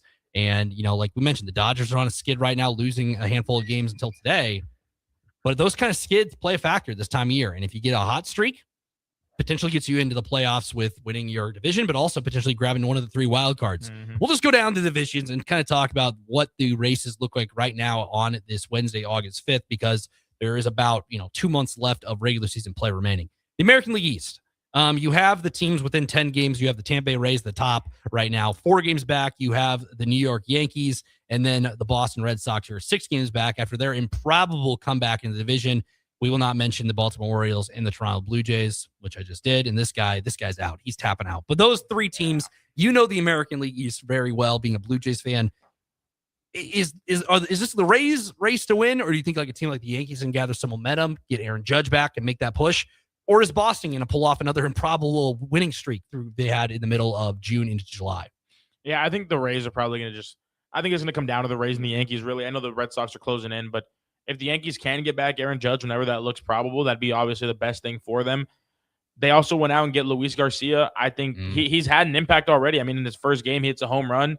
Yesterday, he has a double. Like, he's doing what you brought him in there to do, and I like it. I think the Yankees can get hot and keep moving, but I think the Rays, to me, always remind me kind of like the Brewers in a sense, where they might not have the flashiest names, they might not have the guys who are going to go all put out 25 plus, but they're a team that they do the small things right, they do the little things right. You have your power bat in there in Junior Caminero, but then you also just have a pitching staff that's not really faltering at any point. And I think that's going to be their driving force is their pitching staff. They go out there and they trade for Freddie Peralta, I believe. Like, this is a team that when their pitching staff is good, and it usually is, you think top tier names come out of Tampa all the time. And yeah, they're good when they leave too, but what they're able to do for as far as developing pitchers down there in Tampa is amazing.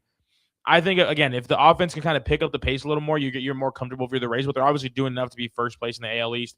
I like where they're at. They're a team that, do I think they could maybe go on a postseason run and try to win it all? Probably not.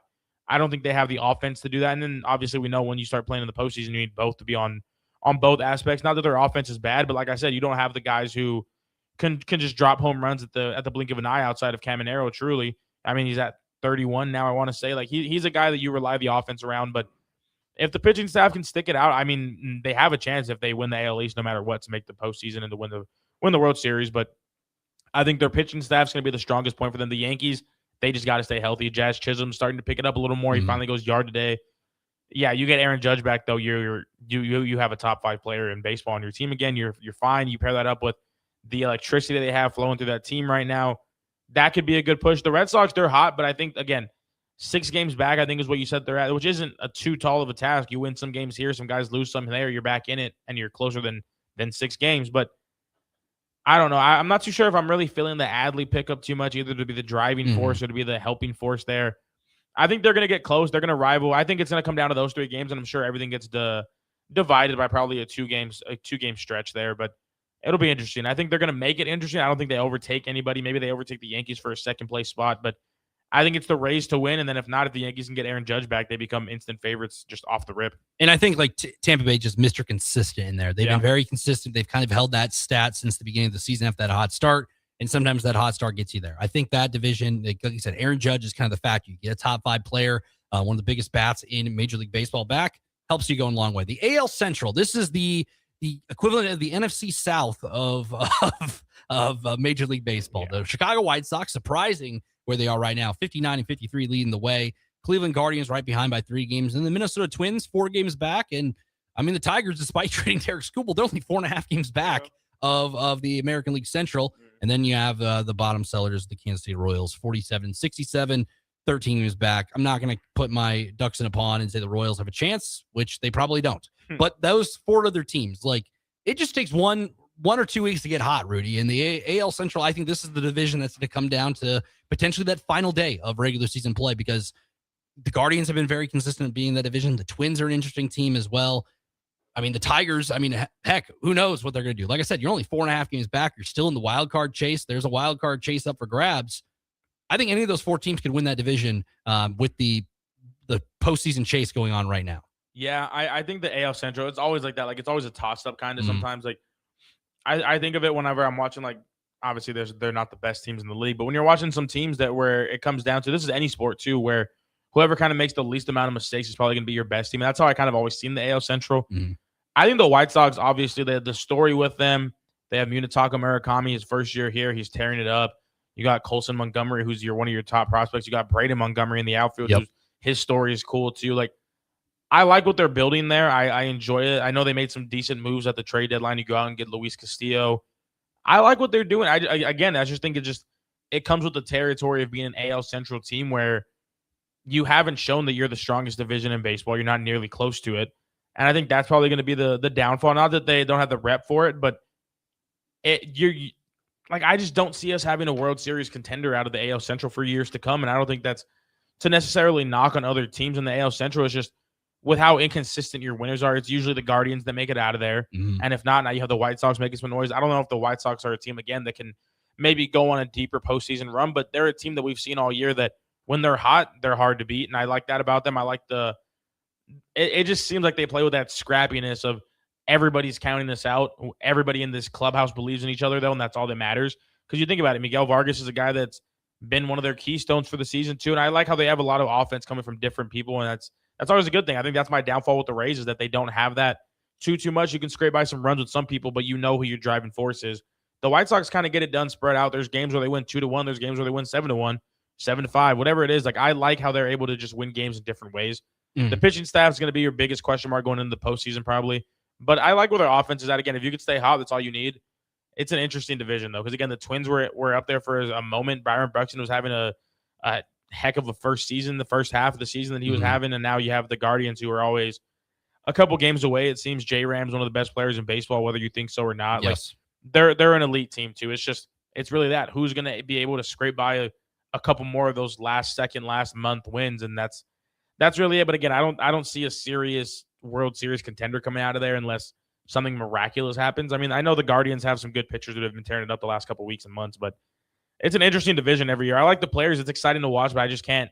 I don't think I've seen a World Series contender come out of there. Gritty over pretty is kind of the definition now. The gritty teams, like you said, the White Sox, they find ways to win, which then leaves us to the AL West real quick. This division's interesting as well. This one might be a toss-up as well. You have the Astros right now, who have been kind of the cream of the crop in the AL West outside of last year with Seattle 59-57. Right behind them by a game and a half, the Texas Rangers, a game and a half back. 3 games back, Seattle, and then you have the Athletics and the Los Angeles Angels holding up 10-plus games back. Interesting note for all these teams, every single team with a negative run differential on the season. Houston, -25. Texas, -33. Seattle, -5. The Athletics are -155. Jeez. And then the Angels is a -76. And you say all that. However, look who's in top. You know, the Mariners is only -5, but they're in third right now in the division. They are under 500, while the game only 2 games up, 59-57. Houston's in front. This one's another one. I think the American League is just in generally just an interesting position right now as the postseason chase goes forward, because Houston, they've been Mr. Consistent. They've always been that team to kind of look out for because of the World Series championships, the contentions they've had. Texas has won a World Series in recent memory, and Seattle's just trying to get back to the postseason and kind of right the wrongs of the last couple of years. Yeah, I mean, you think about it, the Mariners are 1 win away from going to the World Series last year, too. I mean, lose to your eventual World Series runner-up in the Blue Jays, but that's a team that I don't enjoy when my Blue Jays play them because, again, the Mariners are usually that scrappy team. They're having a down year. I mean, J-Rod's not producing as much as you want. Obviously, Kyle Riley's dipped off from his 60 home runs to I don't even think he might have just cracked double digits, but I don't think he's there yet. Like, they're not having the season they need. I understand that entirely, but the Astros are always an interesting team to watch because you look at it and they have the pieces. I mean, Yordan's on pace for an MVP right now. He's been the best hitter in the AL, at least in the last 3 years. Sure, he's rivaling Judge for that title, but that's a guy that when you watch him hit, he's just a complete package. It's just, I don't know why the Astros haven't maybe tried to build more around there. They're a team that they have money. They're not a small market team. They have the owners who have willingly spent money in the past, but it just seems to me like they're looking at it like that. They're looking at it a different way from the Dodgers. And I think the Dodgers, whatever you want to say about them, whatever we've said about them, the way they go about it, they're paying the best players to come play for their team, and I can't fault them for that. The Astros aren't really in these talks. The Astros aren't in it wasn't really a question. I didn't think he was ever going to return to Houston, being Kyle Tucker. I don't think that was going to be the case. I don't think Shohei was ever considering going to Houston. I don't think they were ever at the table for it. Like, that's a team that you're running out of time to build around these elite guys. Sure, your window of having that franchise run might be over, but this is still a team we saw bounce back and win in 2021 or 2022 again. Mm-hmm. Like that. They had that year where they came back, got it again. I don't know why they kind of don't invest more into their team like they used to. And again, Jordan's having one of the best seasons as a hitter that I've seen in recent years. I think he's on pace to win the American League batting triple crown there. Like, you would expect them to have a little more success, but again, they're in a good spot to kind of keep it going. They are losing. They did lose the series to the Blue Jays today, but it's interesting the way they make moves down there. But yeah, I mean, unless again you go on the postseason run that the Rangers did. The Rangers had a crazy postseason run again in 2023, I believe it was.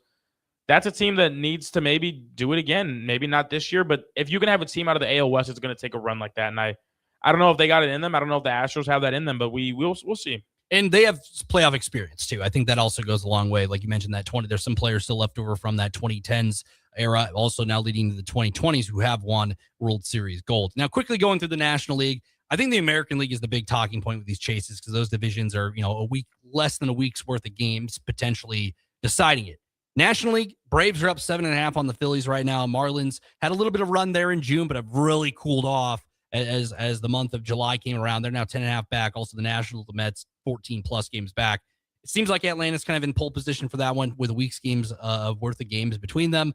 The NL Central is another interesting one because it's kind of the Cubs and Brewers show between those two teams.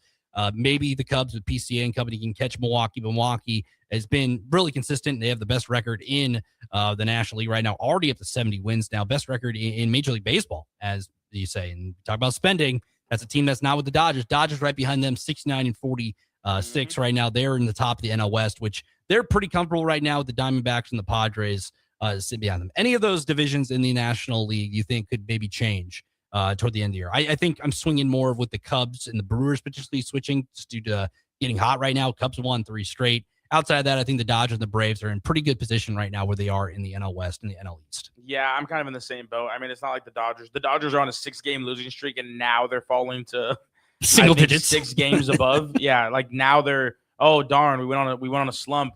You're still firmly ahead of the next best team in the NL West. So I think they'll be fine. I'm not worried about the Dodgers. I think the Brewers and the Cubs, those are going to probably be, if any team at the end of the day come October can knock off your Dodgers, I think it's going to be one of those guys because, again, the Cubs, that offense can compete. They go out and pick up Gosman, who, again, is an elite pitcher. He pitched his tail off last year to get the Blue Jays to the World Series.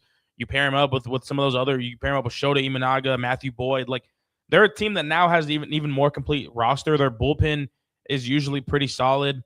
And, yeah, you have arguably having a better season than Shohei Ohtani, PCA out there doing his thing.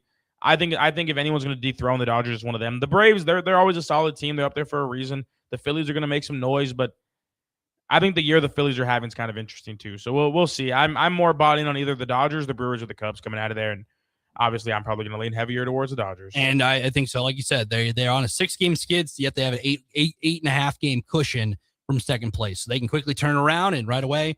They're pretty much in firm control as the season progresses. On the other side, to wrap up hour 2 here on the Ticket Weeknight slate with Nick Whyman and Rudy Gres IV. Thanks again for Tristan Gomes for stepping in for hour 1. We will be talking the future Major League Baseball because, like I said, that collective bargaining agreement is coming close, December 1st of the year 2026. Not only for Major League Baseball, they have some discussions with that, but how does it affect minor league baseball as a whole? We'll talk about that in a short segment to cap off hour 2 here. Rudy Gres IV, Nick Whyman, 93.7 The Ticket, ticketfm.com. Lincoln is full of great golf courses in a state that is getting national recognition for exceptional golf. Friend Country Club is worth the drive, just 40 minutes from Lincoln and home to one of the state's most respected 9-hole courses. Enjoy their restaurant with popular items like a 14-ounce ribeye, 10-ounce sirloin, or chicken fried steak. Open Thursday through Saturday from 5:30 to 10 p.m. Expand your horizons with a trip to Friend Country Club, just 40 minutes southeast of Lincoln. It's worth a visit. When something breaks, you want someone you can trust to fix it right. Empire Repair is now open in Waverly and ready to serve our community with reliable auto repair and maintenance. From routine service to bigger repairs, our team is here to keep you on the road. Stop by Empire Repair in Waverly or call 402-786-2224 to schedule your service today. Empire Repair, proud to serve Waverly. Big value and big flavor meet at Wings and Rings thanks to the all-new delicious Duo Combo. This is the one you've been waiting for. Get 1 half-sized appetizer and 2 entrees with a side for only $19.99. Bring a friend for the best deal in town on any day of the week, during game time, or whenever the heck you want. Their made-to-order wings and chicken sandwiches are waiting for you at their 68th and O and 40th and Old Cheney locations. Stop by Wings and Rings and celebrate every day with the best meal deal in town. The crack of the bat. Sizzling concessions. Yeah, that's the sound of summer at Haymarket Park. It's been that way for 25 seasons. And in this city, it's not a matter of if you'll catch a game, it's how many. That's because there's always something in play for Salt Dogs fans. From saluting our troops to Friday night fireworks, your local tradition plays on. Let's show summer how Lincoln celebrates 25 seasons. Get your tickets at saltdogs.com. Bauer Underground has been serving local contractors and utility contractors all across the state since 1997. When you see the black and white trucks, you know that the best workers in the business have arrived. Bauer is currently looking for equipment operators, laborers, diesel mechanics, and aerial linemen. Join the brotherhood built upon hard work, authentic people, and a pedigree of success. They're offering top-notch benefits, matching 401k, and a $600 per year clothing allowance. Bauer Underground, a family-friendly company with room for advancement.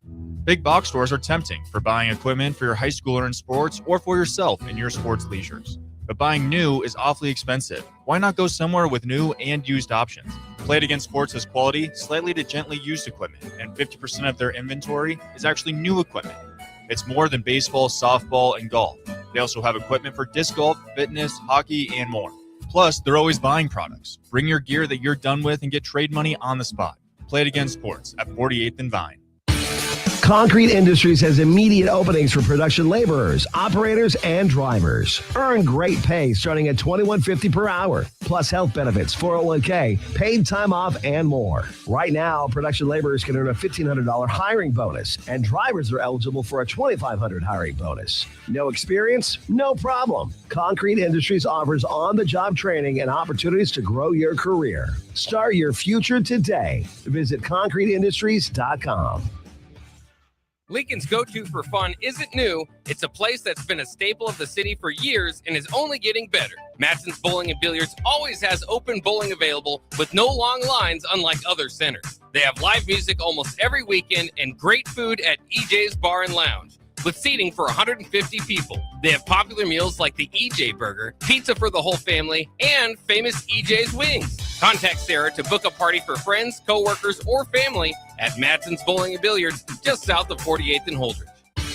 Concrete Industries has immediate openings for production laborers, operators, and drivers. Earn great pay starting at $21.50 per hour, plus health benefits, 401k, paid time off, and more. Right now, production laborers can earn a $1,500 hiring bonus, and drivers are eligible for a $2,500 hiring bonus. No experience? No problem. Concrete Industries offers on-the-job training and opportunities to grow your career. Start your future today. Visit concreteindustries.com.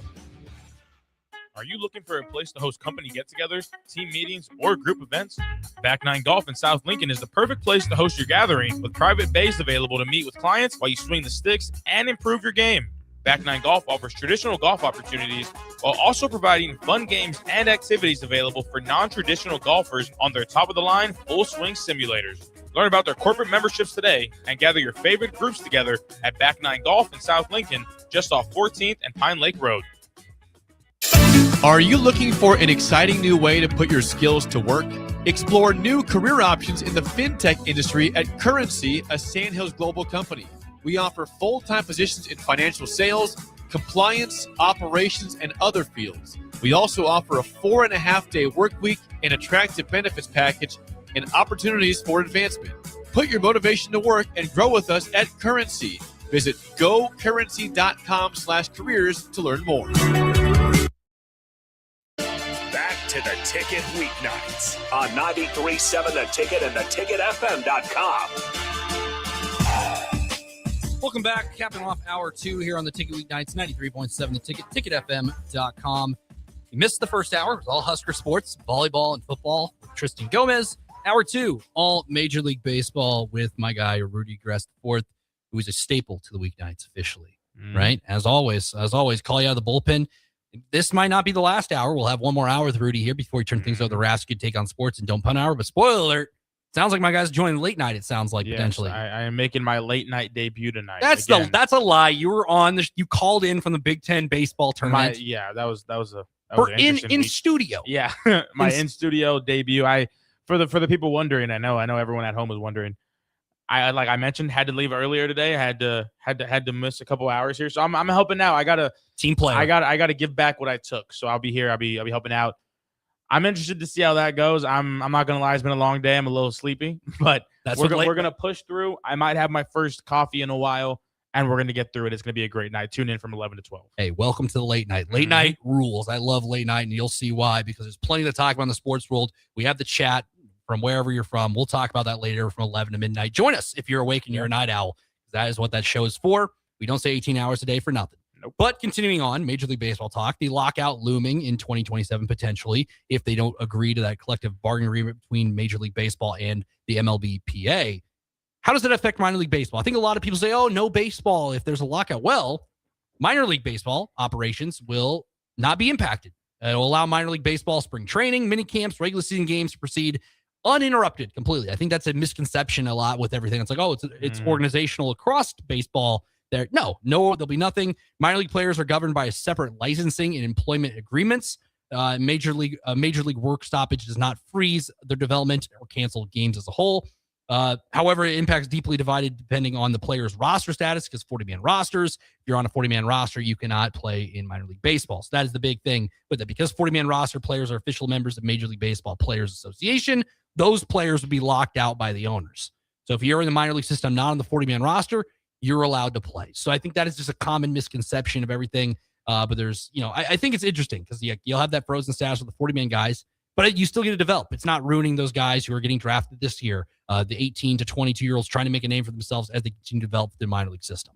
Yeah, I think that's an interesting point because me and my buddies were talking about it, and one of them, he was asking, he was like, what does this leave for minor leaguers? Like, how are they still going to be getting paid, or still going to be getting playing? I was like, yeah, they're not under the same MLB Players Association or whatever the A stands for in there. They're not under the same kind of legislators. It is Players Association. Look at me. Yes, Look at me. Look at you to go. That Wednesday education. But yeah, it's like that. I mean, it'll be the lockout's not going to be a good thing. We know that, but it's probably head that way. It's probably necessary. I think it's gonna open the eyes to people who maybe are casuals of the game a little bit more. And now it's like, okay, like let me focus on some younger talent. I know some people are probably just going to turn off baseball entirely if that's the case. I don't blame them. I mean, it's the same way people rather prefer NFL over college football. You just don't like the younger product. That's okay. Like it's not the same. I get that, but it's going to open your eyes to see a different brand of baseball. And again, these guys, I always found it interesting during the NBA lockout, for example. You were seeing LeBron play at the Drew League and things like that. KD in Brooklyn at those parks and everything. Like that's what I'm going to find interesting is we're going to see a lot more maybe of like the social media content we've kind of seen from like guys of like Trevor Bauer, guys like that, where maybe we do get some more live at bats between these guys. Maybe we see some top tier guys just pitching against their own hitters now. Like I'm going to be interested to see how we get updates on these guys and what they're doing, because they're not going to be allowed, if the lockout happens, they're not allowed really to be part of these teams anymore. They're not allowed to use the facilities that the Dodgers offer, the Royals offer. They can't go to Kauffman. Like it's going to be really interesting. I mean, we saw it during COVID. It's a little different, but it's kind of the same parameters. Trevor Bauer was out there doing live at bats in the middle of the desert against Jose Ramirez. Like there's going to be some interesting things that probably come out of the lockout. Yes, I'm going to be making probably I don't even know what I'm trying to say. I'm going to be making some more trips probably to go see the Omaha Storm Chasers play if the lockout does happen. I'm going to need my fix of baseball. It's probably going to come in that form. And probably, who knows, maybe I take a trip down to see the Iowa Cubs. Who knows? Like, you're going to have the chance to see some more baseball now at a different level. And I think some people, again, might not enjoy that. Some people, it's not for everybody. I get that. Maybe we're nerds here. But it's going to be interesting. It's going to be a different type of baseball. And I saw some jokes on Twitter saying that, what am I going to do now in the middle of the summer? Am I just going to throw on the Savannah Bananas? And even that, though, it's baseball. I'd be interested. Maybe the Savannah Bananas are able to get some Aaron Judge, come take a celebrity at bat. Like, you're going to see some fun things come out of this. And again, the lockout's not going to be great, but there's going to be some things that kind of shift the narrative now with how much baseball's grown as an expansion. I'm excited to see that. The lockout itself, maybe not. I'm going to miss seeing my Blue Jays play, but not right now. Maybe they need the lockout. But no, it'll be interesting. I'm excited to see what the minor league system does look like. And again, it's not what anybody wants, but there's going to be reasons we already know what kind of to expect. And I also look at this, Rudy, like you said, like the Savannah Bananas, more, maybe some more national television spots for them. I also look at minor league baseball. Like there's, networks looking to fill baseball spots. Yeah. If minor league baseball still going to be going on, could a team like a league like the Pacific Coast League with the Omaha Storm Chasers, the Iowa Cubs, Could they be a national, television? Could they get on national television? Let's say the lockout bleeds into May. The Salt Dogs are right now. They have some TV deals with a couple of things. They're on MLB Network. American Association, their All-Star game was on MLB Network. Yep. Would that be interest to anybody? I think it's an interesting thing. Like, you could get the kind of boom period for, that broadcast shift to the AAA. Yes, some of the broadcasts, I know the Yankees affiliates broadcast on their broadcast network. Same with the Red Sox, etc. But could you get Omaha Storm Chasers games nightly basis potentially on a network to fill that void? Because baseball fans, they'll find a connection. And I think the minor league system is very interesting. Yes, the wins and losses may not matter in a big term. There is a champion of each, the AAA, AA, et cetera. But you'll get to see the stars of tomorrow before they take the major stage. We talked about George Lombard Jr. Mm-hmm. You could have watched him in his minor league. And I think that's what makes this the beauty of the game of baseball. Even if there is a lockout, yes, it's a bad thing for baseball and not a great thing oversighting from the MLBPA and the MLB. But you'll still have baseball in some shape or form. I think it's just a common misconception that everything attached to Major League Baseball will get shut down. That's hour 2 of the Ticket Weeknights. We'll be back with some more NFL talk. The Hall of Fame class of 2026 is official. We'll talk about each of those guys. Some news in the NFL. Aaron Donald, it sounds like he was in for a workout today. Stephon Diggs has a new home, 4th time in 4 years. We'll talk about more of that on the other side. More football with the Hall of Fame game. Preseason under wraps here soon. 93.7 The Ticket, ticketfm.com. Rudy Gres, 4th, Nick Whyman hanging out with you. Lincoln is full of great golf courses in a state that is getting national recognition for exceptional golf. Friend Country Club is worth the drive, just 40 minutes from Lincoln and home to one of the state's most respected 9-hole courses. Enjoy their restaurant with popular items like a 14-ounce ribeye, 10-ounce sirloin, or chicken fried steak. Open Thursday through Saturday from 5:30 to 10 p.m. Expand your horizons with a trip to Friend Country Club, just 40 minutes southeast of Lincoln. It's worth a visit. When something breaks, you want someone you can trust to fix it right. Empire Repair is now open in Waverly and ready to serve our community with reliable auto repair and maintenance. From routine service to bigger repairs, our team is here to keep you on the road. Stop by Empire Repair in Waverly or call 402-786-2224 to schedule your service today. Empire Repair, proud to serve Waverly. Big value and big flavor meet at Wings and Rings thanks to the all-new delicious Duo Combo. This is the one you've been waiting for. Get 1 half-sized appetizer and 2 entrees with a side for only $19.99. Bring a friend for the best deal in town on any day of the week, during game time, or whenever the heck you want. Their made-to-order wings and chicken sandwiches are waiting for you at their 68th and O and 40th and Old Cheney locations. Stop by Wings and Rings and celebrate every day with the best meal deal in town. The crack of the bat. Sizzling concessions. Yeah, that's the sound of summer at Haymarket Park. It's been that way for 25 seasons. And in this city, it's not a matter of if you'll catch a game, it's how many. That's because there's always something in play for Salt Dogs fans. From saluting our troops to Friday night fireworks, your local tradition plays on. Let's show summer how Lincoln celebrates 25 seasons. Get your tickets at saltdogs.com. Bauer Underground has been serving local contractors and utility contractors all across the state since 1997. When you see the black and white trucks, you know that the best workers in the business have arrived. Bauer is currently looking for equipment operators, laborers, diesel mechanics, and aerial linemen. Join the brotherhood built upon hard work, authentic people, and a pedigree of success. They're offering top-notch benefits, matching 401k, and a $600 per year clothing allowance. Bauer Underground, a family-friendly company with room for advancement. Big box stores are tempting for buying equipment for your high schooler in sports or for yourself in your sports leisures. But buying new is awfully expensive. Why not go somewhere with new and used options? Play It Again Sports has quality, slightly to gently used equipment, and 50% of their inventory is actually new equipment. It's more than baseball, softball, and golf. They also have equipment for disc golf, fitness, hockey, and more. Plus, they're always buying products. Bring your gear that you're done with and get trade money on the spot. Play It Again Sports at 48th and Vine. Concrete Industries has immediate openings for production laborers, operators, and drivers. Earn great pay starting at $21.50 per hour, plus health benefits, 401k, paid time off, and more. Right now, production laborers can earn a $1,500 hiring bonus, and drivers are eligible for a $2,500 hiring bonus. No experience? No problem. Concrete Industries offers on-the-job training and opportunities to grow your career. Start your future today. Visit concreteindustries.com. Lincoln's go-to for fun isn't new. It's a place that's been a staple of the city for years and is only getting better. Matson's Bowling and Billiards always has open bowling available with no long lines, unlike other centers. They have almost every weekend and great food at EJ's Bar and Lounge with seating for 150 people. They have popular meals like the EJ Burger, pizza for the whole family, and famous EJ's Wings. Contact Sarah to book a party for friends, coworkers, or family at Madson's Bowling and Billiards just south of 48th and Holdridge. Concrete Industries has immediate openings for production laborers, operators, and drivers. Earn great pay starting at $21.50 per hour, plus health benefits, 401k, paid time off, and more. Right now, production laborers can earn a $1,500 hiring bonus, and drivers are eligible for a $2,500 hiring bonus. No experience? No problem. Concrete Industries offers on-the-job training and opportunities to grow your career. Start your future today. Visit concreteindustries.com. Are you looking for a place to host company get-togethers, team meetings, or group events? Back 9 Golf in South Lincoln is the perfect place to host your gathering with private bays available to meet with clients while you swing the sticks and improve your game. Back 9 Golf offers traditional golf opportunities while also providing fun games and activities available for non-traditional golfers on their top-of-the-line full-swing simulators. Learn about their corporate memberships today and gather your favorite groups together at Back 9 Golf in South Lincoln, just off 14th and Pine Lake Road. Are you looking for an exciting new way to put your skills to work? Explore new career options in the fintech industry at Currency, a Sandhills global company.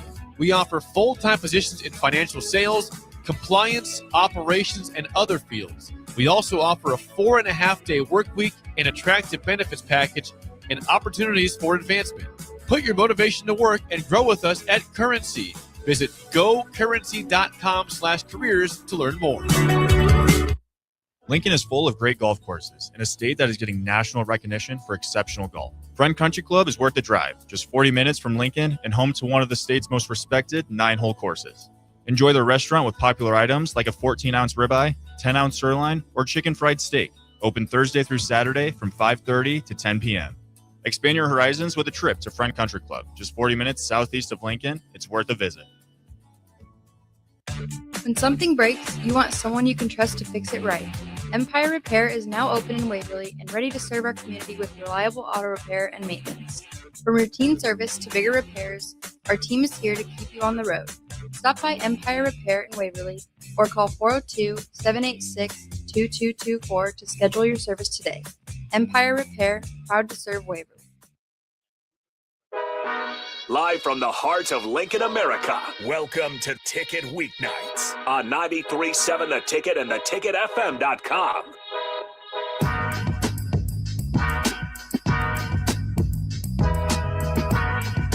Welcome back, 93.7 The Ticket, ticketfm.com. Yes, just me if you're watching on Facebook, YouTube, Twitter, Allo Channel 961, Nick Whyman, starting the final hour. 1 hour was enough for Rudy, I guess. No, Rudy's handling some business out there, doing his thing. Helping out the team. Like I said, team player. If there was an MVP award, he'd get my vote pretty easily. I think everybody's an MVP in their own right, though. Everybody's able to handle business.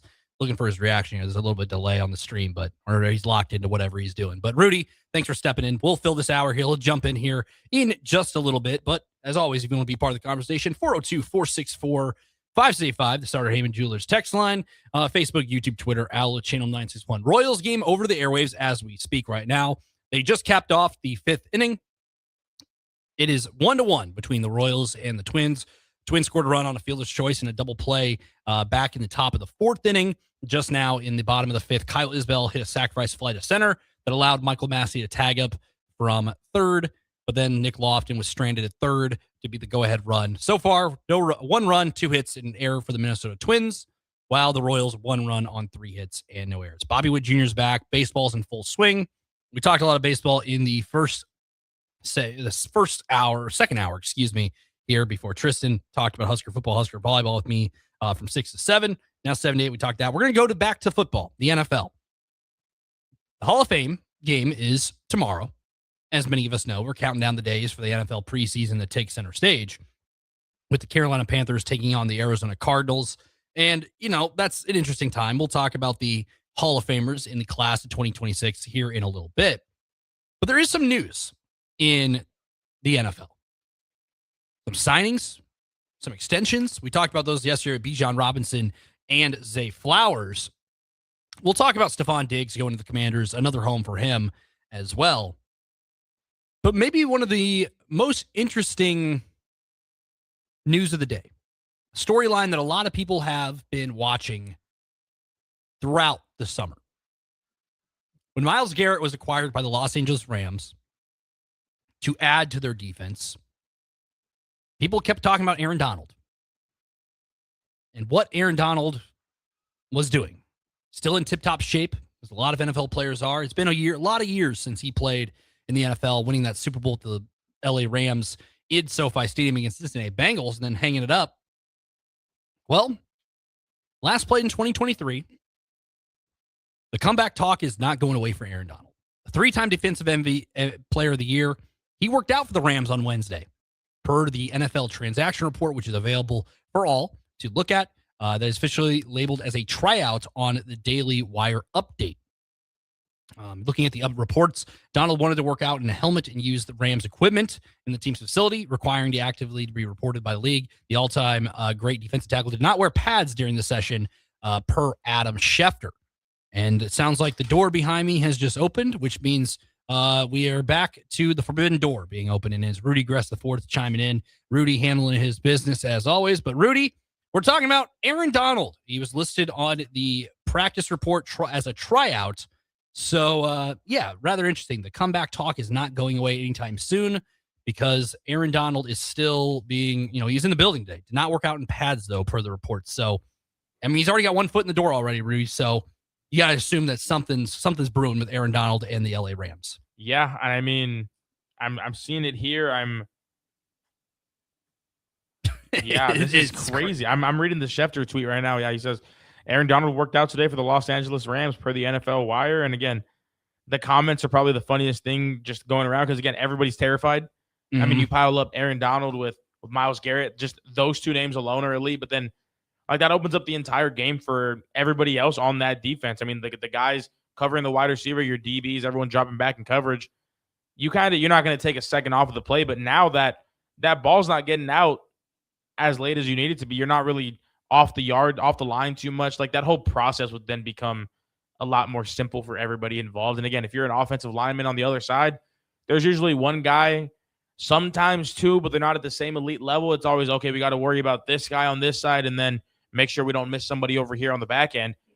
You're going to have two guys on that line, whether one's on the outside, one's on the inside, however you want to match that up, depending on what Aaron Donald can do if he does come back, obviously. That's just scary. That is terrifying. You have two elite, maybe one of the top all-time defensive players in Aaron Donald out there, just mixing that with a future all-time all-defensive player in Myles Garrett. That is terrifying. And again, for Aaron Donald to even consider this, it's not like that. Verse was pretty good. He wasn't Myles Garrett. The fact that the conversation even became somewhat legitimate, and now he's out there trying out for them. It's crazy. In the fact of that we're actually having the sentence even be said. But if he comes back, if that's what his body feels like it's up to. As soon as he was done, the questions always were did he have more on the table in terms of longevity of his career? I know there's videos of him headbutting his son when his son was getting ready to play football, letting him hit him as hard as he wanted. This guy's heart and his mind is in the game, and he's usually a healthy player. The mind seems to all be there. The chances for the risk of that are always there, but I like the comfortability he's always played with, and it's just such scary, controlled aggression with Aaron Donald that I want to see him back out there for football's sake. I'd be terrified if I'm 31 other teams in the entire league right now. Well, and then he hasn't played since 2023. He's a 3-time defensive player of the year, and you're bringing him to a fold. You mentioned, the guys like Myles Garrett, Byron Young's in a linebacker position. You have so many other names up in that defense. Look at their corners. You have Trent McDuffie there, who's a really good player as well. There's so many different names. Emmanuel Forbes is on that list. Just a bunch of guys who have played a lot of NFL games. And that's just to name a couple. Their defense is stacked from top down. Look at their offense. They got Puka Nacua, Devontae Adams, who had a resurgence of a year. You even go back to, Colby Parkinson, Tyler Higbee still there at the tight end position. And then you have the reigning MVP of the entire league in Matthew Stafford.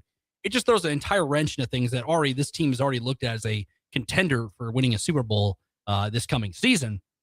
But there's just such a deep roster, such a smart coach in Sean McVay, and just the system they have rolling. You throw Myles Garrett in there. Okay, that's a huge wrinkle. Probably the biggest pass rusher they've had since Aaron Donald goes out the door. But oh, wait, Aaron Donald's knocking on the door now, wanting to come back. And I remember hearing like when Myles Garrett got traded, it's like, oh, maybe Aaron Donald will come back. It was kind of like a, that's funny you're saying that, maybe in a video game that will happen. No, it looks like it could be a real possibility if he's in the door working out. I don't know if he'll be ready by week 1, but it's a rather interesting dynamic with the Rams, especially with that Super Bowl window and everything they have coming back. Yeah, and I think the biggest thing too with that is like the mere fact that it's even a possibility is crazy. Like we're saying, like when the Aaron Donald news or when the Myles Garrett news first got out there, I mentioned that to you. I know I said that early on, like, oh, there's talks that Aaron Donald might do it. And we kind of laughed about it. We didn't laugh at it like a joke, but it was like, oh, like how crazy would that be? This is crazy. Like, but I think the coolest thing about it all is that you're not having to drag Aaron Donald out there. And again, I'm sure the Rams would have loved to have him at any point over the last 3 years too, but he's doing this solely because that's what he wants to do. His heart's in it, his love for the game's there. And that's something that I think matters a lot in the situation because sure, the questions will be that he hasn't played in 3 years, yada, yada, yada. But if he does come back, whatever week that may be, this is a guy who wants to go out there and just, again, I'm sure we've all seen the mic'd up clips of him just talking to himself. Like, this is a guy who eats, breathes, and sleeps football. And I think that's terrifying. Like, that's what I've mentioned. This is in the Husker talk, but I've mentioned in previous times that's what I want the Huskers to have, that kind of edge and mentality. That doesn't go away.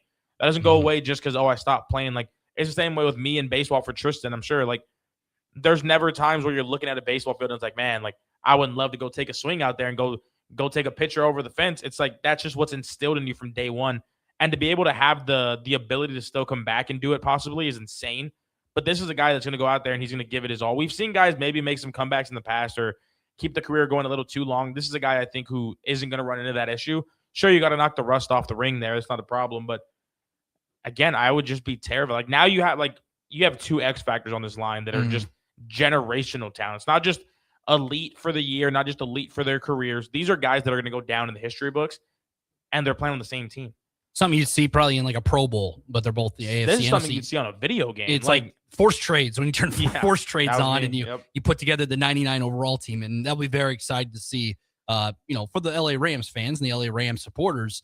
But like you said, 31 other teams seeing that, take a step back and want to say, oh my gosh, how do we prep for Aaron Donald and Myles Garrett running after your prized quarterbacks? We see a lot of these quarterbacks, what they're getting paid. You don't want to be getting hit every other play by Myles Garrett and Aaron Donald back to back. But shifting over to another guy, free agency wide receiver, Stephon Diggs, signing a 1-year contract up to $12 million with the Washington Commanders. With this one announced Wednesday earlier today, brings, honestly, this is an interesting one. He's a Maryland native. He went to school at Maryland for the Terrapins, played football there. And now he's in pretty much his hometown playing there. Yeah. And it's interesting dynamic because that contract baseline value of over $10 million, scaling up to $12 million with total with the incentives to his name. Moving on from New England, you look at the stats last year, Rudy, 85 catches, over 1,000 yards, 1,013 to be exact during that run that ended up concluding with a loss in the Super Bowl to the Seattle Seahawks. Free agent in March after the Patriots executed that salary cap saving release, now landing his way with Washington. I'm excited to see what this does because Washington was a banged up team last year. Jaden Daniels wasn't healthy. They had a lot of injuries across the board. And you had a guy like that, like, yes, he's a 1,000-yard receiver, it was huge in the contributions to New England making that Super Bowl run. Curious the dynamic with him heading to Washington, to our nation's capital, to play alongside Jaden Daniels and company. Yeah, I like it because you pair him up with Terry out there, Terry McLaurin. That's 2 weapons you got. Obviously, I know Diggs has kind of had a up and down year last year. I know the outside noise was definitely there towards the end of that season for sure. But as someone who took a flyer on him and let him join my fantasy team last year. Slight plug there. Yeah, I'm not having a good year already off to some bad trades. But no, I mean, his numbers, obviously, they're not what they were in his prime back in Buffalo or nothing during that era. But I like it. I mean, it's going to open the room. You got Jaden Daniels, who you pair that up with JCM back there. Yeah, was that Ja'Cory Croxett Merritt? Yeah, yes. So I was correct. You're right. Look JCM. at me. The abbreviations always get me off with some of these guys. But yeah, you pair that up with a running back who we saw last year kind of break out. You pair that up with a healthy Jaden Daniels now. You have just more weapons. I like it for Jaden Daniels. And again, a guy who is that improviser we've kind of talked about with some of these quarterbacks over the last couple of days here. I like it. You just got to open the game up for some of these guys. Not every guy needs to have a wide receiver one, the top wide receivers in the league. But if you can pair them up with some extremely solidified veterans like Stephon Diggs out here, I like the mix. So you give him at least more options there, more threats to where not the entire defense is focused on we got to stop that guy and we're fine. or hey, we can put more pressure on him because his wide receivers aren't going to get open. You got guys that are going to get open, maybe not extremely quick off the line anymore, but these are guys who are still threats out there. You got to make sure you're covering them. They're still going to be able to break off for some plays. We saw it last year. Diggs had a decent year up until towards the end of the season. It kind of slowed down, but I like it. It's going to open up the game for him. Again, the Commanders didn't have the best year last year. We know that. So I'm excited to see what they can do with more weapons. I like how they're building around Daniels.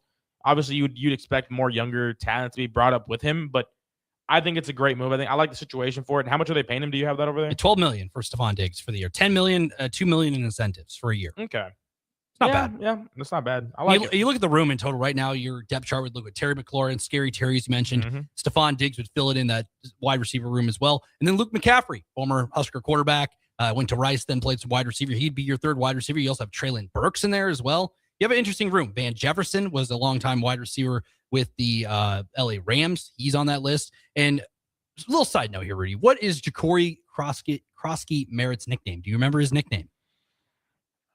Starts with a B. I'm going to go Bill. It was Bill. Yep. It was Bill. Look at this guy. He knows it. You look at the rest of the running back room. Like you talk about the skill guys they have, adding Stephon Diggs with Terry McLaurin alongside Luke McCaffrey. You have Bill. You have Rashid White, who was solid on his Tampa Bay Buccaneers days. Yeah. Obviously, that spot got taken. Katron Allen, which Big Ten football fans are very familiar with him at Penn State. They have an interesting room around, Jaden Daniels. And if anything goes wrong with Jaden Daniels again, the availability last year was there. You still have Marcus Mariota, where, with him, veteran quarterback, he's praised in Eugene, Heisman Trophy winner, but you have Jaden Daniels there to succeed because you have the guys around him. The offensive line's a little bit different this year as well. I'm excited to see what they have because when the NFC East is competitive from top to bottom with the Cowboys, Eagles, Giants, and Commanders, I think it's always a very fun division in football.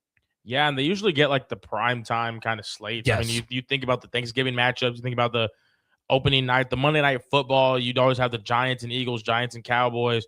You have the Redskins and Cowboys at the time. Like, yes. Again, I kind of go back to the same sentiment I'm always thinking about when it comes to the Huskers. Like, it is just a better overall enjoyment for fans when these teams are competing. Like, for Dallas, if that defense can finally show up, I think Dak Prescott finally gets more. And I'm going to say it as a Texas guy, I hate the Cowboys, but if the defense were to step up, the Cowboys actually look like a complete team with an MVP caliber Dak Prescott. And I think that needs to be their issue fixed. The Commanders need to get that offense going like we saw when Jaden Daniels went 12-5 in his rookie year. Like, these are guys that if you can have the weapons there, it is such an exciting slate of games that you're able to have. And then you're able to reinstill those rivalries. Like right now, the rivalry doesn't feel like anything in that division besides maybe the Cowboys and the Eagles just because you have Dak Prescott and Jalen Hurts going at it. But when the Commanders go to town against the Cowboys, it doesn't really feel like it used to back in the day. Same with the Giants. Obviously, the Giants are on the downfall, but I used to love watching the Giants and Cowboys matchups growing up. Like, if all these teams can compete again, like you're able to bring back those rivalries. We're able to see them in more primetime matchups, and it's fun. I like teams that are fun to watch. Teams with Heisman, Jaden Daniels. Like, these are teams that if they can figure it out on all the facets and get everything clicking here, it's an exciting team. They have the names. They just got to click now. People forget that first year Jaden Daniels team made the NFC Championship game, lost the Eagles in that time around. So I think a lot of people kind of forget about that game as a whole. But before we cap off this segment, before we move over to the Canton, Ohio with the Hall of Fame in the class of 2026, two guys got paid yesterday. Bijan Robinson at the running back position for the Atlanta Falcons, 3-year extension running him through 2030. And then Zay Flowers after back-to-back 1,000-yard seasons. Mr. Reliable there as he had very similar numbers in both seasons. I have a list of the top 10 paid average annual value, which is every year they make, in running backs and wide receivers. I'm going to list off the names, 1 through 10, and just tell me what sticks out with all of them. So we'll start with wide receivers. These guys get paid pretty well across the board. I mean, if you play in the NFL, you're getting paid pretty well regardless. Number 10 is Chris Olave from the New Orleans Saints, $31 million for him. After him would then be A.J. Brown, who's now on the New England Patriots. He's in there as well, $32 million. 8th is Garrett Wilson for the New York Jets at $32.5 million. 7th is DK Metcalf, now on the Pittsburgh Steelers at $33 million. 6th, and then CeeDee Lamb with the Dallas Cowboys, $34 million. Tied for 4th are both Zay Flowers, who with the Baltimore Ravens at $35 million. Also in that same category at $35 million is Justin Jefferson. After that, at 3rd is Drake London with the Atlanta Falcons at $35.26 million.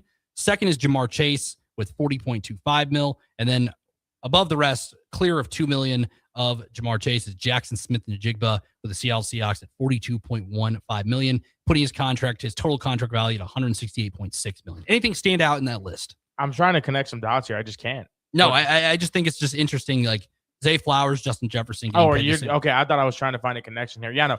I'm not pulling some random trivia. No. Okay. I thought this was your trivia pool. No, some names. Yeah, I mean, like I think Drake London's a good wide receiver. Do I think he's maybe a top paid guy? He's third. He's third.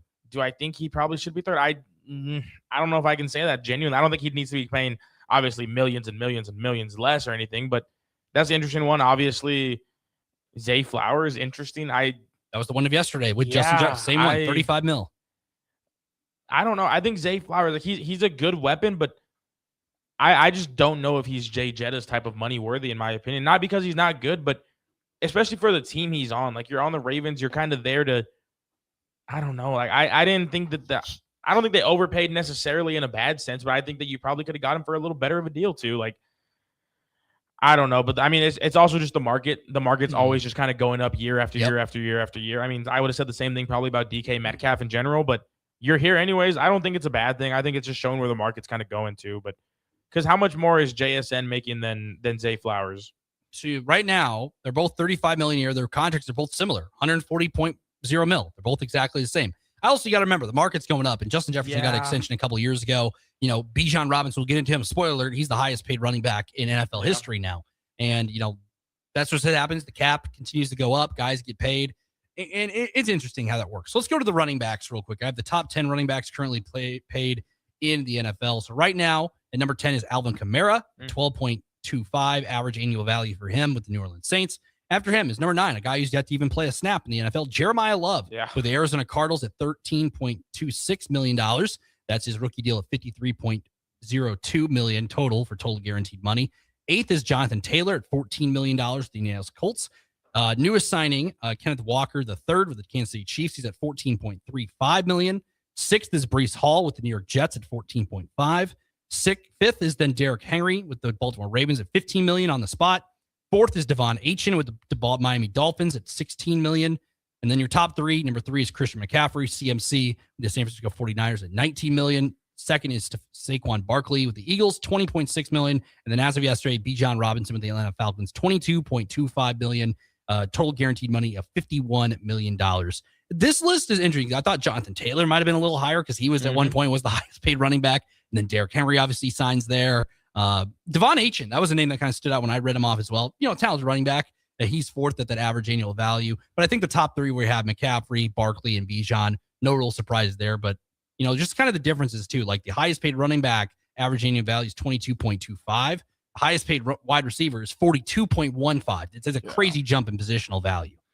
Yeah, I think we talked about it yesterday. It's just crazy how much the longevity of the position is valued too. I think that's all. Like, it's not some secret. That's why these guys kind of get paid less. Just you can't give them the longest contracts. That's a position that kind of is in and out in the flash of an eye for some of these guys. But yeah, I mean, just seeing how the market's changing is always fun. Because I mean, we can do that with quarterbacks too. Like we talk about some of these top names in quarterbacks. Some of the guys who we always assume are just the best quarterback in the league. They're not even making some of the most money. And I think that's always interesting to see is just where some of these teams and just where the market kind of just values most of these guys. I think Bijan got paid what he was deserved, but like you're mentioning, there's guys that you'd expect to be a little closer to that, and they're just not. And it's not a problem. It's just it's interesting the market difference because I think we've also been talking about baseball for such a long time in the last couple of days and weeks. Like baseball money compared to NFL money is hilarious. Like you got guys who maybe won't even sniff some innings because they're just stuck in the bullpen, probably making around what Bijan's going to make over the next couple of years, and I think that's hilarious. Like I just think I don't even know what the issue could be for that, but I like seeing the differences there. But yeah, I think running backs are starting to get paid what they're worth more in recent years now. I think it's always been the advantage that owners have to say, well, the position doesn't last that long. The injury risk is there. We can't pay you as much as you maybe want. But now Bijan's then hopefully be the pioneer for that. Hopefully these guys start getting paid a little more because it is becoming a position that, one, is more valuable. But two, you're seeing some of these guys stick out more careers as it kind of goes on. Again, you think Derrick Henry, Jonathan Taylor's also sticking it out a little bit longer now. Bijan's hopefully going to end up doing the same thing. Like you want these guys to pan out, and I think they're hitting the stride in that point where I think that's maybe going to be the case. Coming up after the break, we'll shift gear to the past with the Pro Football Hall of Fame. The class of 2026 features 5 legendary players. We'll talk about all 5 of those players, including Roger Craig, who's obviously has a little bit of a Nebraska connection. By a little bit, I mean a lot. Rudy Gres IV, Nick Whyman hanging out with you until the 9 o'clock hour. 93.7 The Ticket, ticketfm.com. Hey, Husker Nation, this is Todd Euler, 2-time national champion with Window World Lincoln. Are you ready to transform your home? We offer exceptional replacement windows, doors, siding, and roofing that will elevate your home's curb appeal and value. As a nationally known, locally owned business, we treat you like family and work tirelessly to deliver the best for less.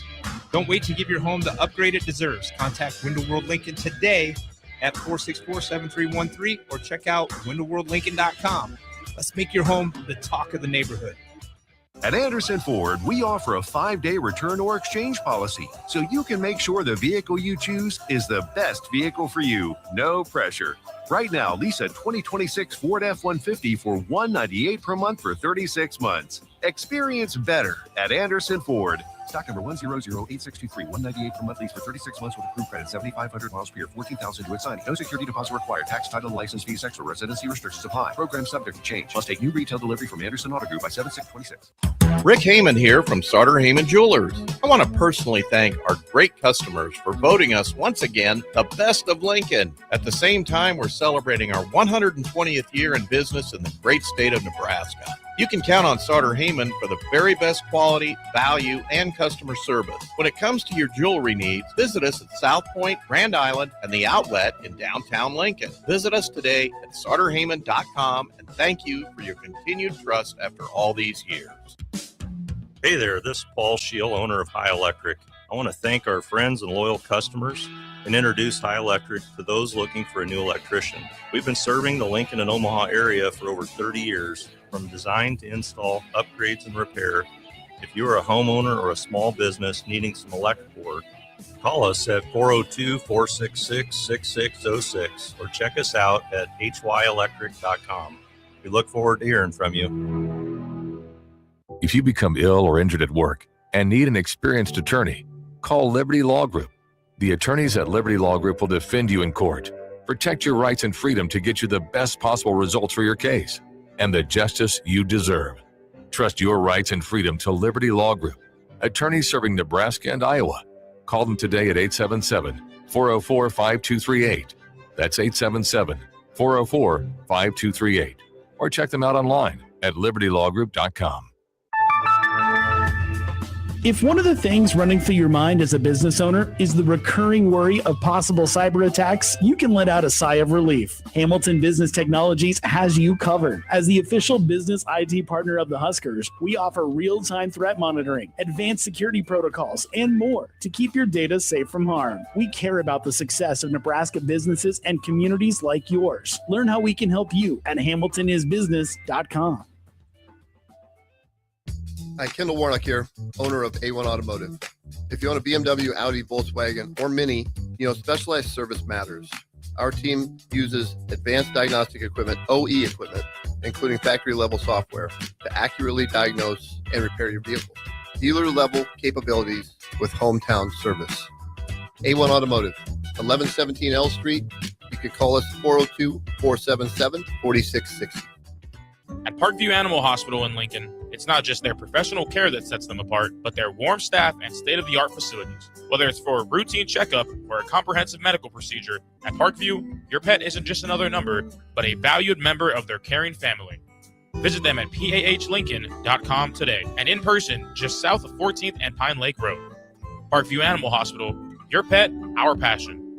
For happier, healthier, furry friends. If you want to make new floor shopping easier, come to O Street Carpet. Hi, I'm Steve Carper. Our flooring professionals can help you choose the best flooring for you, your family, and your budget. We eliminate the confusion. Even better, you'll be enjoying your new flooring much sooner. No 6 or 8 week waits. We'll install right away and save you money on installation. Floor shopping made easy every day at O Street Carpet. O Street Carpet. 1732 O Street. Family owned and operated. Always the best value. Perch Merch is your one-stop shop for all your printing and promotional needs in Lincoln, Nebraska. They specialize in screen printing, embroidery, vehicle wraps, window wraps, print collateral, promotional products, and signage. At Perch Merch, they're committed to delivering high-quality products and exceptional customer service. Their experienced team of designers and printing professionals will work with you every step of the way to ensure that your vision is realized. Call for a quote today at 402-217-5212 or go to perchmerch.com. Get rid of pesky critters once and for all with Bats to Rats. Their expert team is here to help you reclaim your home. No more sleepless nights caused by crawling critters or flapping wings. Bats to Rats ensures a safe environment for every family member. Check the website at batstorats.com for amazing offers, and if you mention this ad, you'll receive $10 off your initial inspection cost. Call Bats to Rats today at 402-781-8691. That's 402-781-8691. Bats to Rats. Back to the Ticket weeknights on 93.7 The Ticket and theticketfm.com. Welcome back. Only a half hour left in the 3-hour Ticket Weeknight special. Thanks again, Rudy Gres, for timing in for the last 2 hours. And then Tristan Gomes for leading us off, being the leadoff hitter for the Ticket Weeknight slate here on a Wednesday. 402-464-5685. Sorry, Amy Julia's text line as always. Facebook, YouTube, Twitter. Allo Channel 961. Streaming only as the Kansas City Royals took the lead in the bottom of the 7th inning. Michael Massey, as they call him. Michael Massey hits a solo shot. Royals lead at 2-1. However, Rudy, we're entering the final 2 innings of that game, and the Royals have struggled to win close games. So hold on to your hats. We'll see what Kansas City's bullpen does here on a Wednesday evening in Kauffman Stadium. But as we talk about that, we'll move over to the football game that's on tomorrow night. The Carolina Panthers and the Arizona Cardinals. Hear that one right here on 93.7 Ticket over the dial. Your normal scheduled programming once again at the 7 o'clock hour through the rest of the evening. With that, the Pro Football Hall of Fame class of 2026 features 5 legendary players. Drew Brees, Larry Fitzgerald, Luke Kuechly, Adam Vinatieri, and Roger Craig. Of those names, I mean, I love the Hall of Fame class now. Like, I remember growing up, I'm hearing some of the names, and I didn't really see a lot of them play. You know, I think that's just as we get older and we get to see and watch a lot of National Football League football. I think we've seen a lot of these guys play, and I think that's what's very interesting as you get older and see the Hall of Fame classes. And I think that just draws my attention more in the history behind the Pro Football Hall of Fame. Yeah, I think even me, just as a fan over the time, like even with this game, just the Hall of Fame in general, like I've always kind of just not turned a blind eye to it because I understand the history and the process with it all. But it is interesting now. Like I love understanding the history of the game. I love understanding just everything that comes with it.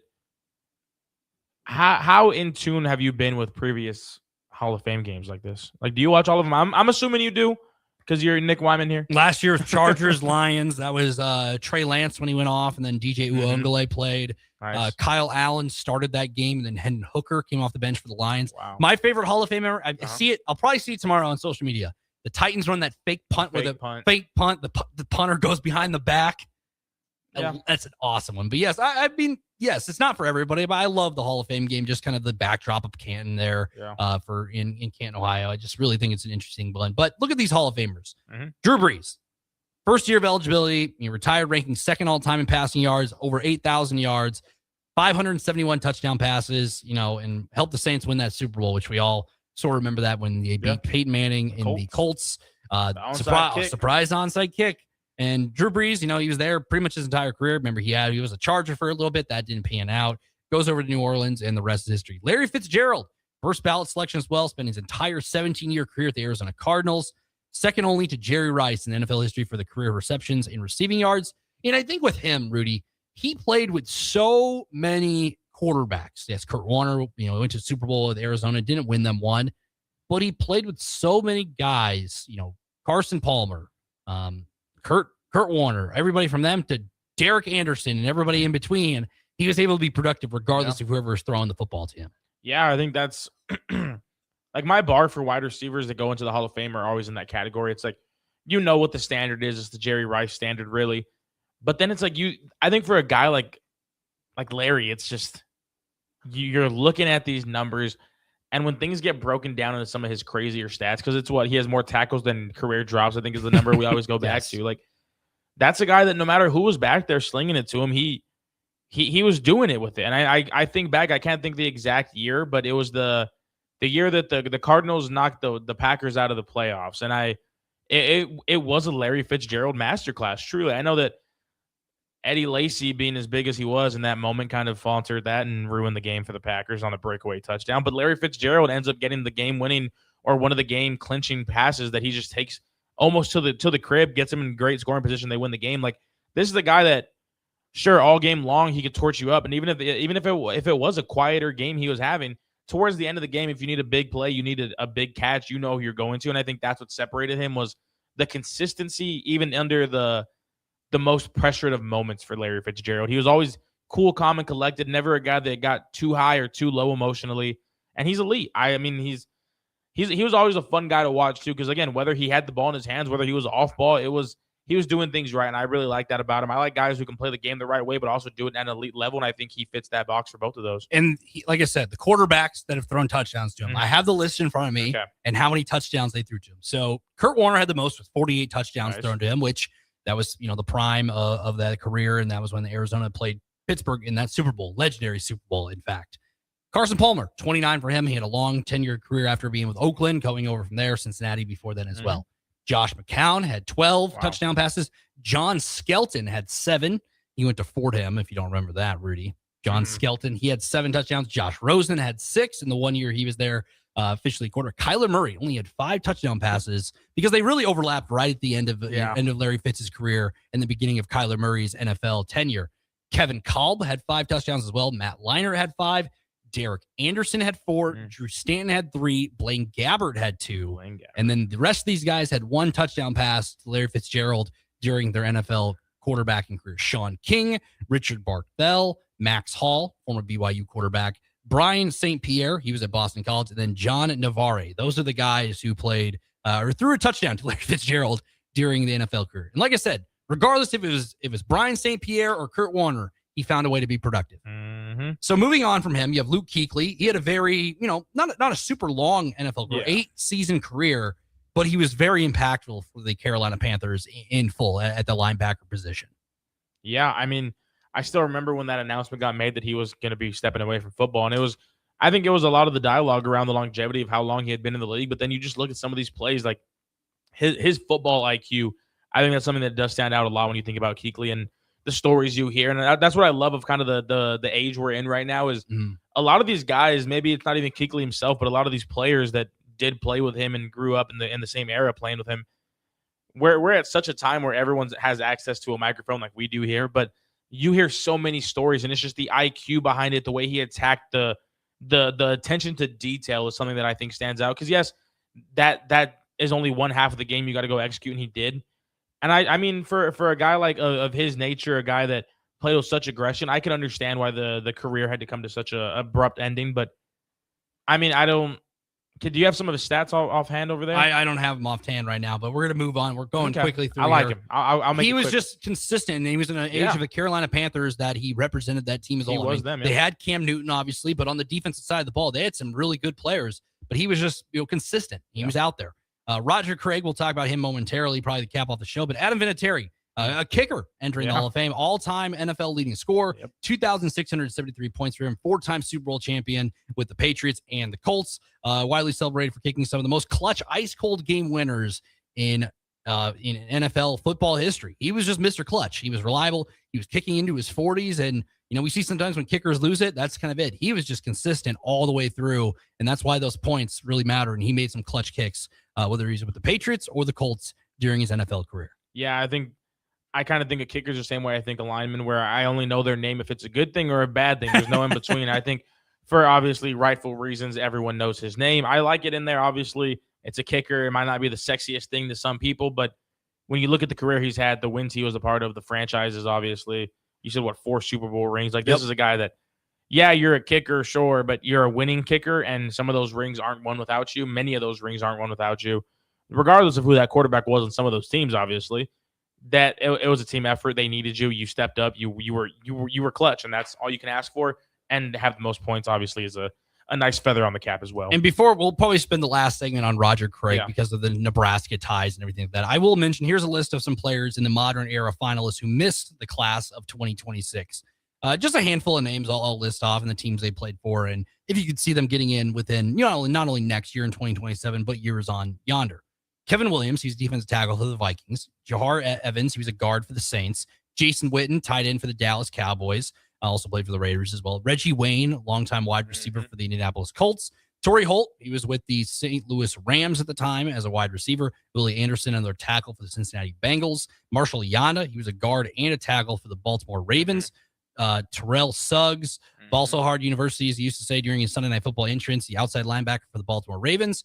Frank Gore, a long-time running back in the NFL for several teams, most notably the San Francisco 49ers. And then quarterback of the New York Giants, Eli Manning. Which of those names stands out as like, I think probably 2027 is their year. I got 3. I'm going to go, maybe I'll just stick with 2.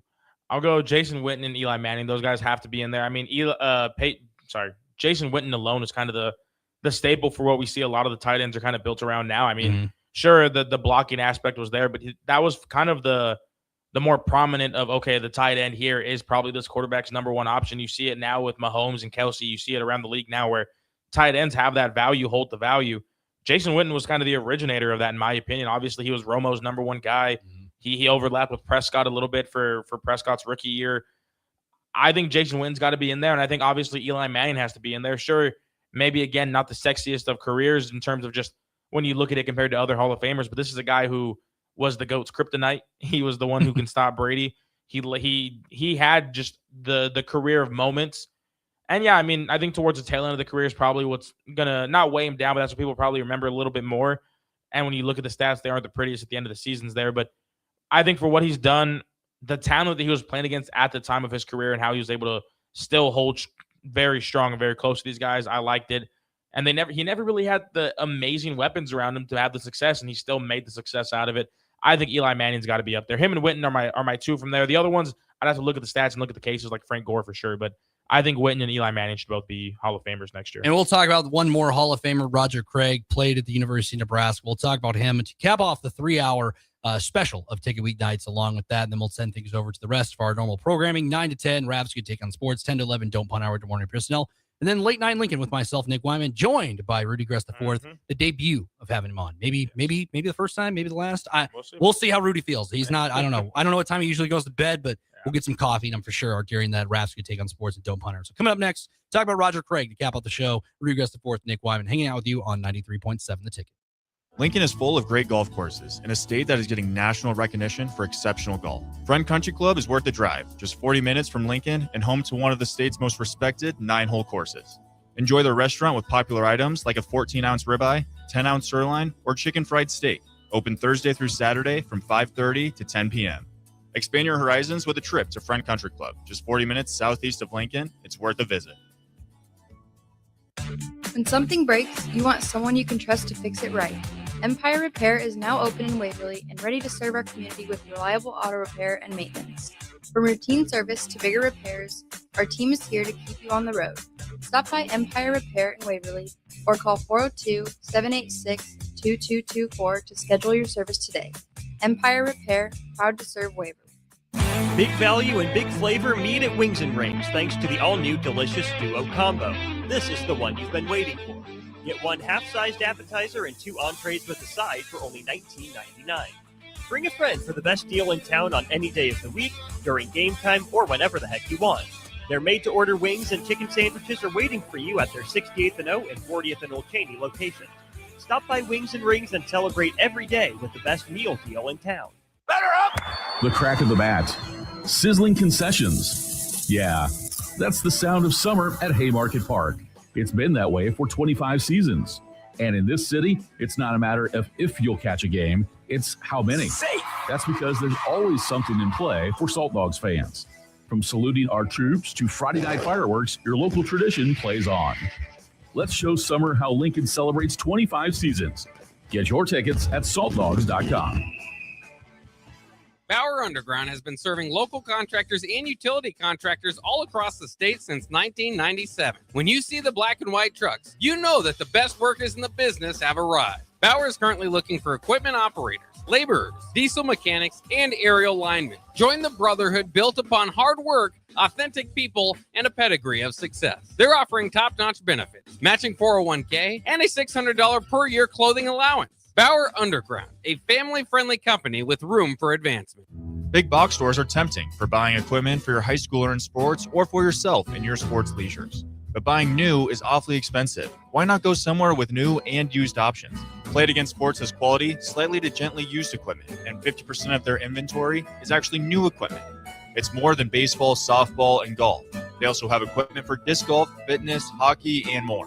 Plus, they're always buying products. Bring your gear that you're done with and get trade money on the spot. Played Against Sports at 48th and Vine.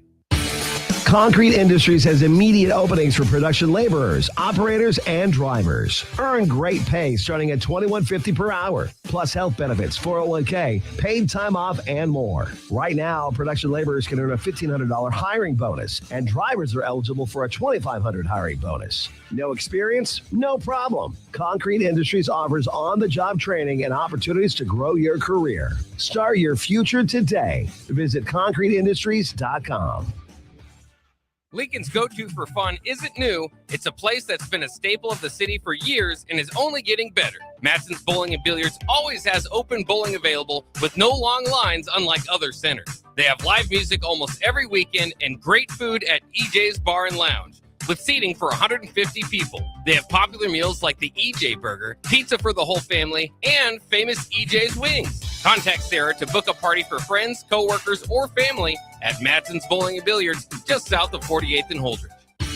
Concrete Industries has immediate openings for production laborers, operators, and drivers. Earn great pay starting at $21.50 per hour, plus health benefits, 401k, paid time off, and more. Right now, production laborers can earn a $1,500 hiring bonus, and drivers are eligible for a $2,500 hiring bonus. No experience? No problem. Concrete Industries offers on-the-job training and opportunities to grow your career. Start your future today. Visit concreteindustries.com. Are you looking for a place to host company get-togethers, team meetings, or group events? Back Nine Golf in South Lincoln is the perfect place to host your gathering, with private bays available to meet with clients while you swing the sticks and improve your game. Back Nine Golf offers traditional golf opportunities while also providing fun games and activities available for non-traditional golfers on their top-of-the-line full-swing simulators. Learn about their corporate memberships today and gather your favorite groups together at Back Nine Golf in South Lincoln, just off 14th and Pine Lake Road. Are you looking for an exciting new way to put your skills to work? Explore new career options in the fintech industry at Currency, a Sandhills global company. We offer full-time positions in financial sales, compliance, operations, and other fields. We also offer a 4.5-day work week, an attractive benefits package, and opportunities for advancement. Put your motivation to work and grow with us at Currency. Visit gocurrency.com/careers to learn more. Back to the Ticket Weeknights on 93.7 The Ticket and theticketfm.com.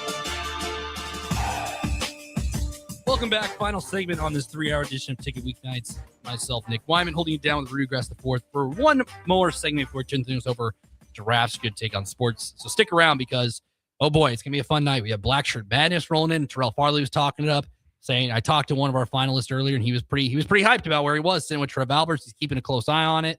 And also quarterbacks list, top quarterbacks in Nebraska football history. But before we go to Raph on that show, we'll talk about some history with Nebraska football as a former Husker is heading to the National Football Hall of Fame. Is Roger Craig. He played at the University of Nebraska from 79 to 82. He rushed for over 2,446 yards, 26 total touchdowns in his college career, all Big 8 team as a junior in 81, and was just a very great athlete. He also competed in track at the University of Nebraska too. So it goes hand in hand. Look at his career as a whole. He was a rookie year, second-round pick, 49th overall by the San Francisco 49ers out of Nebraska, and, had a very historic run. First year, Super Bowl glory. Second year, it was 1,000 yards receiving, but also over 1,000 yards rushing.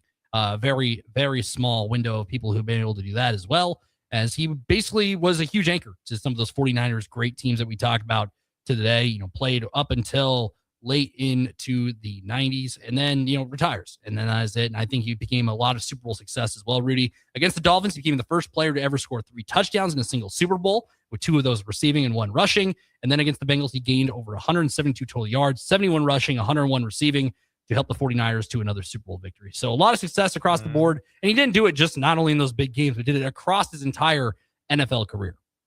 Yeah, I'm looking at some of the stats here too. Like, what you mentioned of him being the first NFL player in history to record 1,000 rushing yards and receiving yards in the same season like that.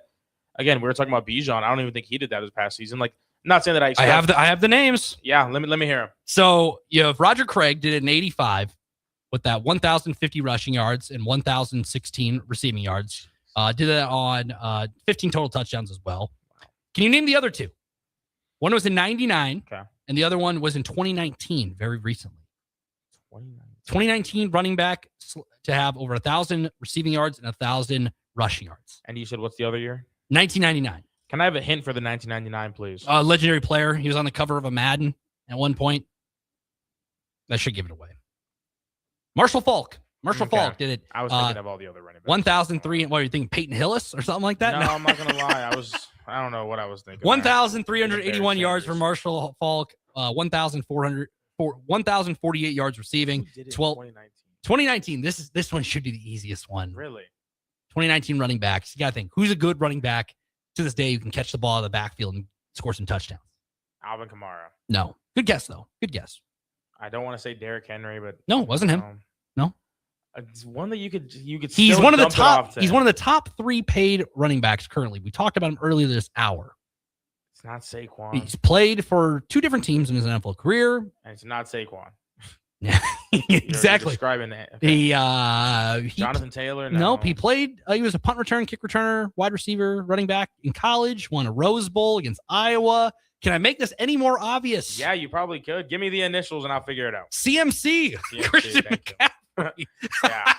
I don't know. I don't know why I slipped the mind that Christian McCaffrey played football for a second there. That was bad. I'm sorry. To everybody listening, I'm sorry. I was about to just list. That's karma for what we were talking about during the break. Maybe I don't know ball. I'm sorry.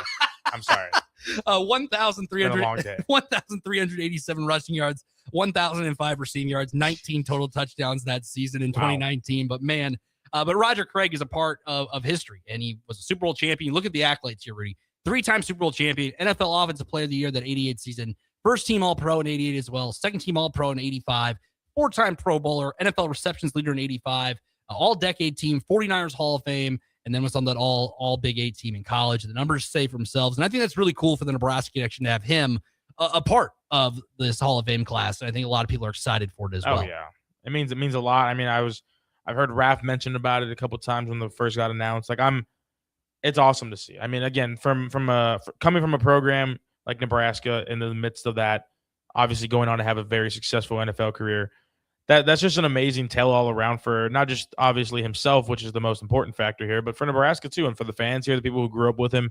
It's amazing to see how it all circles back to Nebraska at some facet when you look at it, and I love that. I mean, it's rightfully earned, rightfully deserved, and it's just a great story all around. And for the Hall of Fame, before we get out of here and turn things over to Raph, the Hall of Fame game, Rudy, what's the biggest storyline for you entering tomorrow night's game? You're going to see Carson Beck probably play a lot. But then you have Kenny Pickett and Haynes King as the other quarterbacks for the Panthers. I think it's a good opportunity for a guy like Carson Beck. Yes, obviously, wasn't drafted where people expected him to be, and he's going to the Cardinals in a situation where you have Minshew and Jacoby Brissett above you. But I think it's a good opportunity to get some reps under your belt in the NFL. Yeah, I think that's going to be my personal biggest story is the Carson Beck one. Just because like that, I mean, drafted what we said 3rd round yesterday. I think that's a guy that I didn't see him going 1st round either or nothing, but he's a guy that's been a collegiate winner, and I think that always means something to an extent.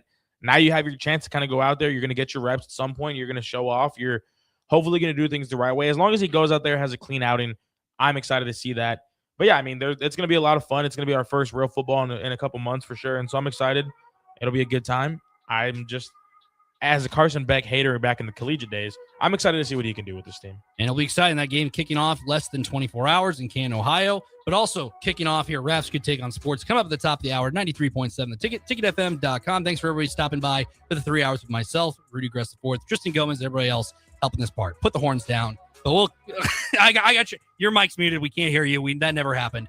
93.7 The Ticket, ticketfm.com. We'll see you with Raph's Good Take on Sports at the top of the hour.